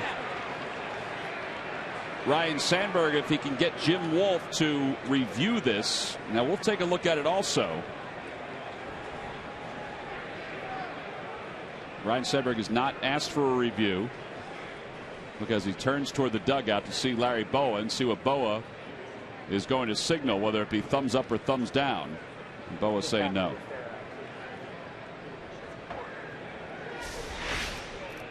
Chase took a chance here, Jamie, to try to get the force play. Making that throw backhanded like that. I mean, he caught the ball in front of him. You know, it's tough to get a lot on that throw. If he catches it and pivots and throws, I think he changed it. I think he was originally going to go to first base, and my feeling is he changed his mind as he caught the ball and still thought he might have a chance at BJ. So that puts runners on first and second. And looking at that replay, there's no reason to challenge it. The foot was there ahead of time. You saw Rollins react, and they've asked the players, Ryan Sandberg and Larry Boa, to react, to sort of stall a little bit so they can review some of these, even if they're not going to ask to have anything overturned. And, you know, that's a close play right there. Very close. You surely wouldn't say, oh, yeah, he's safe, and not look at it, and then find out after the game, you look at it and go, he was out.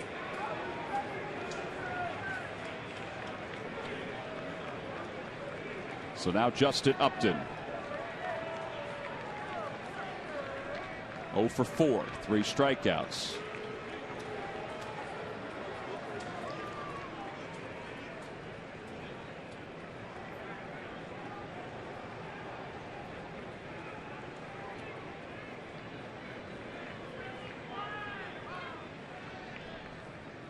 Inside, 1 ball and no strikes.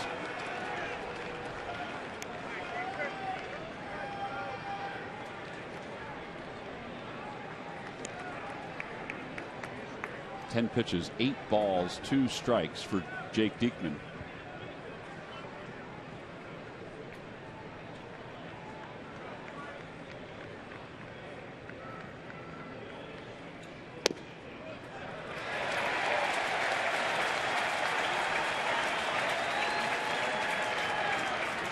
A double play here would be huge.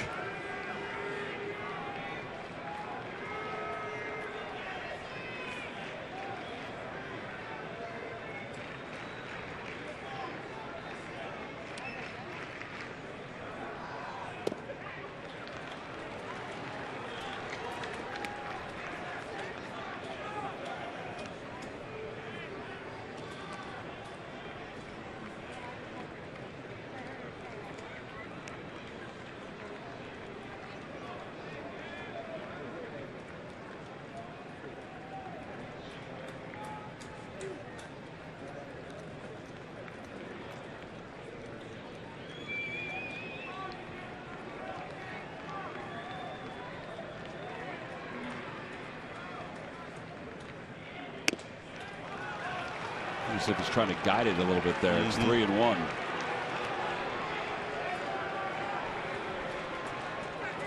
Evan Gattis is on deck. Still nobody out.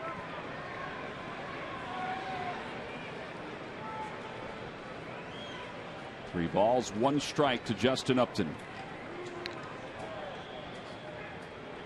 Ball four. The bases are now loaded. Well, not too many closers have gone through their career without making it interesting. Jake Diekman, and he's an opportunity to try to pick up his first major league save, has certainly made it interesting. Now Chase's play at second means that there's still no out on the board, but Diekman's pitched himself into a bases loaded jam here. Every time the Phillies pitchers retire the opposition 1-2-3, Comcast will make a contribution to Phillies charities. Phillies baseball is brought to you by Xfinity, your home for the most live sports.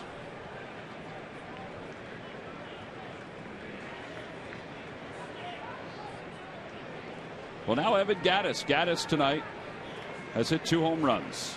2-run shot, a solo shot. First the 2-run shot. This is opposite way. Yes, it is. And the ball that came back on the plate and put a pretty nice swing on it. And enough of it to get it over the right field wall. And here it's a breaking ball that is hung up and spun up in the zone and got to it pretty good. It's a strong kid. Well, the Phillies will set up to try to turn 2. How about a check swing 1 to 2 to 3? That would be great. Slider for a strike. Tom, you got to think good thoughts, right? That would be a tremendous thought, or a tremendous thing that would happen.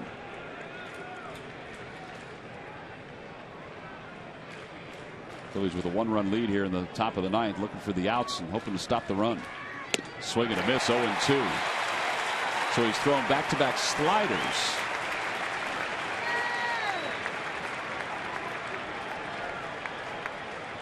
It almost looks like it backed up a little bit, which sometimes can be a very effective pitch.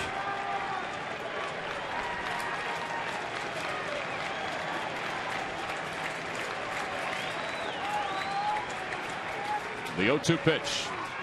Got him! Fastball at 98 miles an hour, 1 away.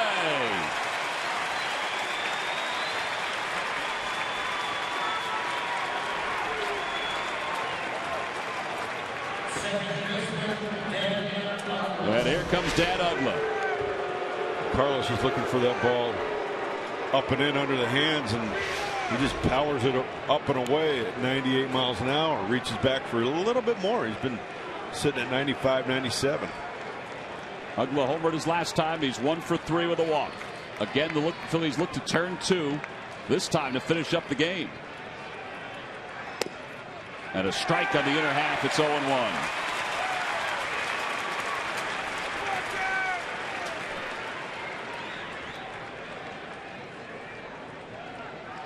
Danny can hit into some double plays as well. Yes, he can.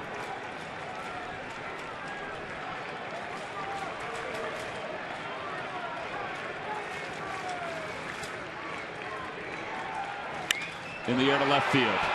Towering shot. Brown going back toward the wall. It's a grand slam for Dan Uggla.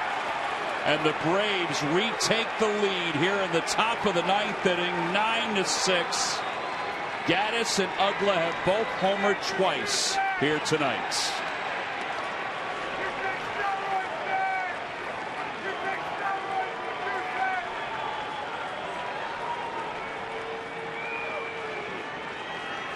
What a backbreaker that is. Yeah, you see here his slider that stays out over the plate. It really doesn't slide. And Dan Uggla is one of those guys with short arms and gets his arms extended and lifts it out into left field. Not a whole lot of offense up until the top of the 8th inning. And since that time, there's been offense and emotions every which way.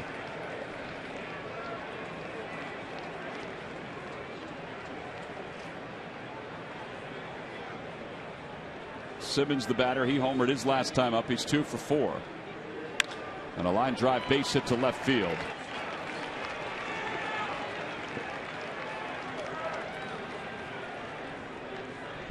Well, with Jonathan Papelbon not available tonight because he worked 3 straight days, it was up to Jake Diekman to try to close this one out.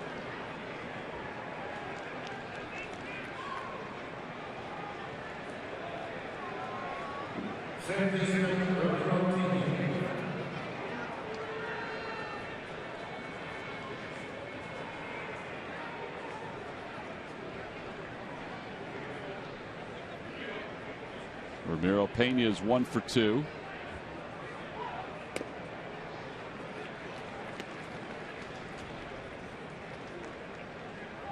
A lot of the 26,000 had left when the Phillies had fallen behind 5-1. Then it was a lot of life, obviously, with Brown's home run.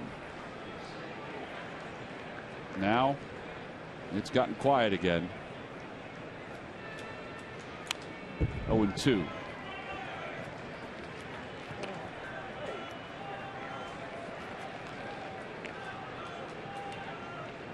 There was another leadoff walk that came back to haunt.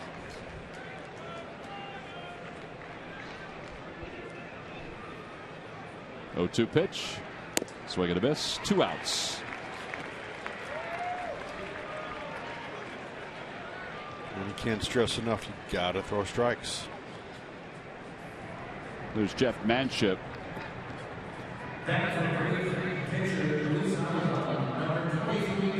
Chris Johnson is going to come up as a pinch hitter for the Braves.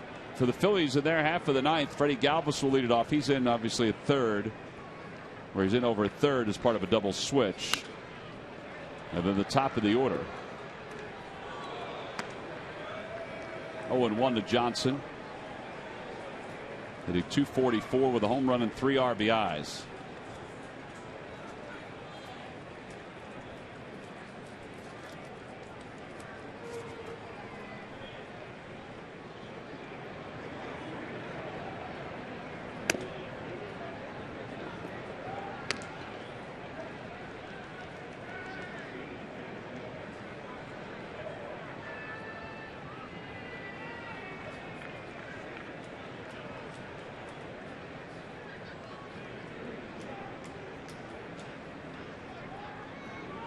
Off the end of the bat, 1 ball and 2 strikes.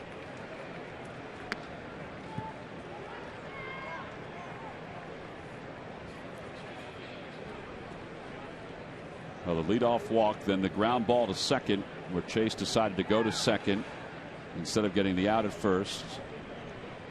Then another walk to Justin Upton, a strikeout of Gaddis, and then the home run, and there's a called strike 3. So the side is retired, but the Braves score 4 in the inning on a grand slam by Dan Uggla. Jake Diekman unable to close it out. So now we go to the bottom of the 9th inning. Can the Phillies do it again? We'll find out.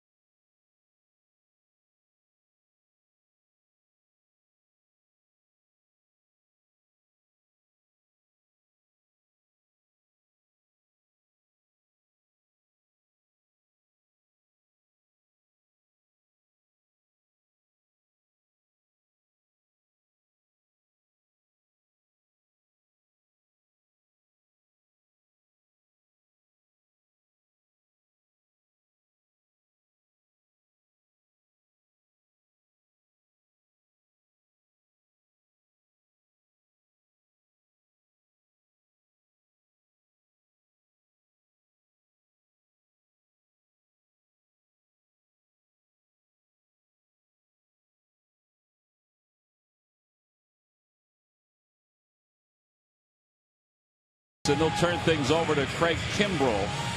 So we'll try to close this out. Phillies were down 5-1 in the 8th inning. 5 runs scored. 3 on a home run by Dominic Brown. So they took a 6-5 lead. And then they couldn't finish things off in the top of the 9th inning. Excuse me, it's Carpenter, not Kimbrell.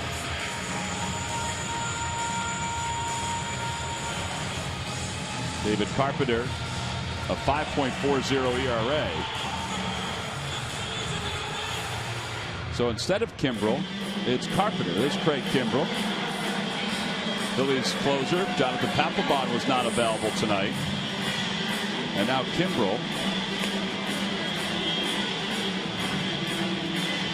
Not pitching here tonight for the Braves. He did pitch the last 2 games for Atlanta, or 2 of the last 3 games for Atlanta. Freddie Galvis will lead it off against Carpenter. Carpenter's got that low to mid-90s fastball, kind of a slurve type of a slider.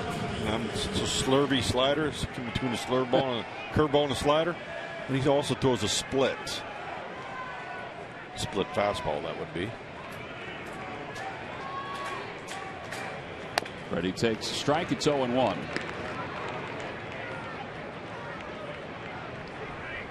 It'll be Galvis, Rollins. Excuse me, Galvis, Wynn, and Rollins.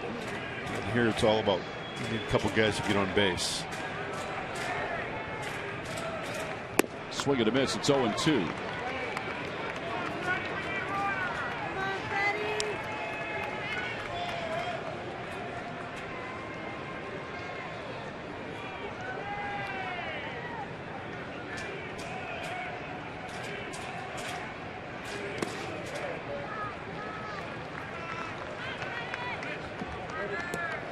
Where those 2 walks obviously hurt.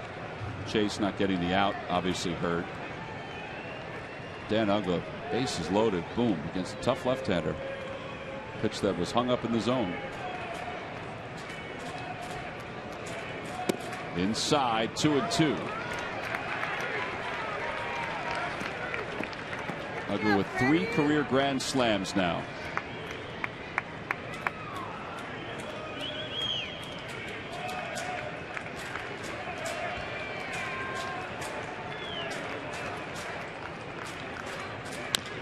Ground ball to first.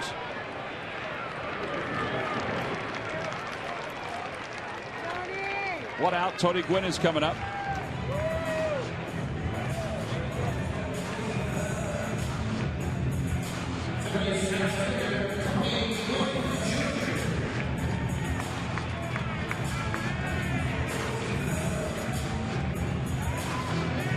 Gwynn is 1 for 3, walked in the 8th and scored 1 of the runs.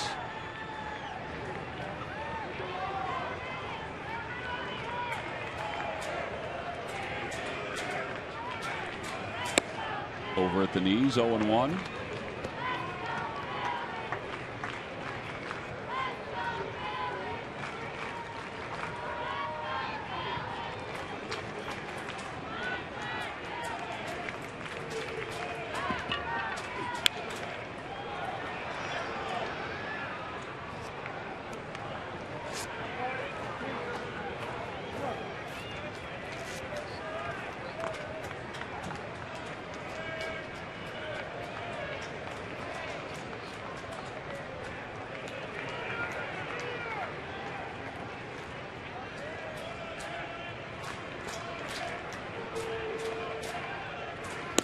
And a called strike 3. 2 outs here in the 9th inning.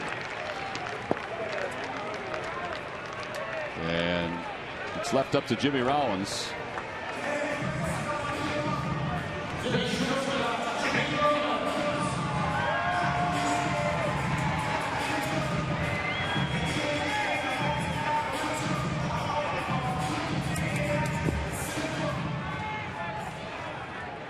Jimmy Rollins 1 for 3.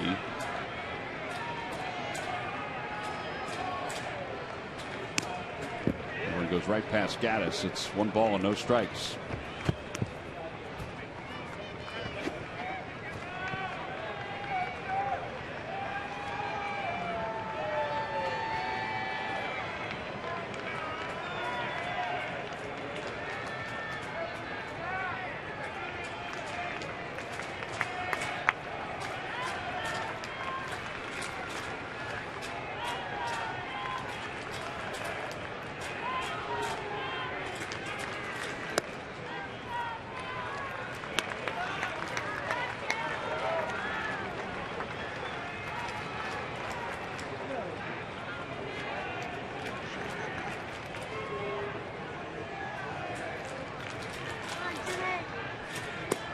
3 balls and no strikes to Rollins.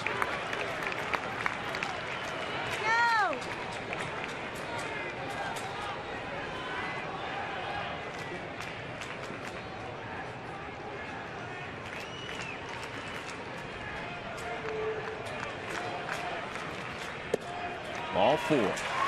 So the Phillies now one more base runner away from bringing the tying run to the plate. And neither team's closer available here tonight. Braves made the Phillies pay. Let's see if the Phillies can do the same here. There's Pat. Worked in the last 3 games. Kimbrel's worked in 2 of the last 3 for the Braves. And now it leaves 2 for 4. He doubled in the 6th, singled last inning. Rollins not being held on. He'll take off, and the first pitch is in there for a strike. So now they'll change up the signs.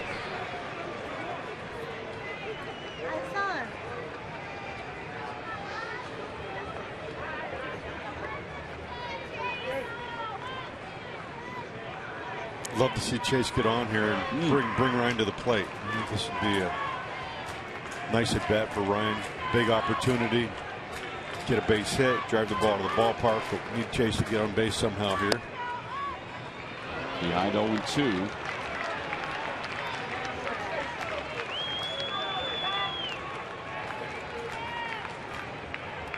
Chase hitting an even .500. He's 22 for 44.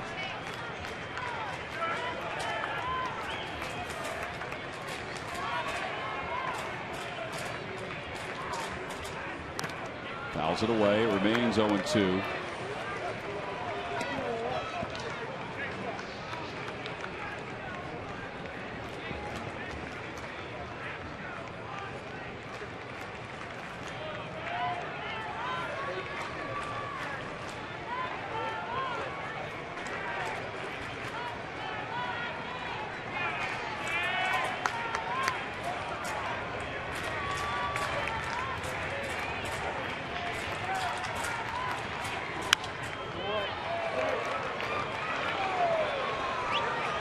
He threw that one 96 miles an hour, and Chase fouled it back.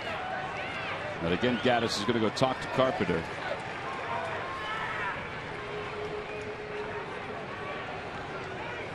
Dan Plesac used to say about closing. He said there is something mental about it. If you haven't done it for a long period of time, that door shuts. There's nobody else coming in, at least, and that plays on your mind. Right. He was such a good closer. He was a great closer. But ultimately, when you're out on that mound, you have to find a way to throw strikes. Yeah. 0-2 to Utley. Rollins leads off second. Ground ball right side. That's going to wind up doing it. Big hop for Freddie Freeman, and the Braves have come from behind, and they have defeated the Phillies here in the opener of this 4-game series by a final score of 9-6. Dan Uggla's grand slam, the difference in this ball game. Our Chevrolet player of the game, Dan Uggla, with 2 home runs, the solo shot, the grand slam. Just an ebb and flow of emotions these last couple of innings here at Citizens Bank Park. And the Braves have won for the 9th time this year. In our W.B. Mason delivery of the game, we could have chosen 4 different home runs, but it turns out to be the last one. That's our W.B. Mason delivery of the game. Yeah, it was unfortunate. Phillies got themselves into a tight situation there in the top of the 9th with walks, a miscue in the infield by Chase, which led to that grand slam home run and the difference in the ball game. So that is our W.B. Mason delivery of the game. Uggla and Gaddis both hit 2 home runs in tonight's ball game, and the Braves take game 1 of this 4-game series, 9-6, the final score. So the Braves will improve to 9-4. The Phils drop 1 game under the .500 mark.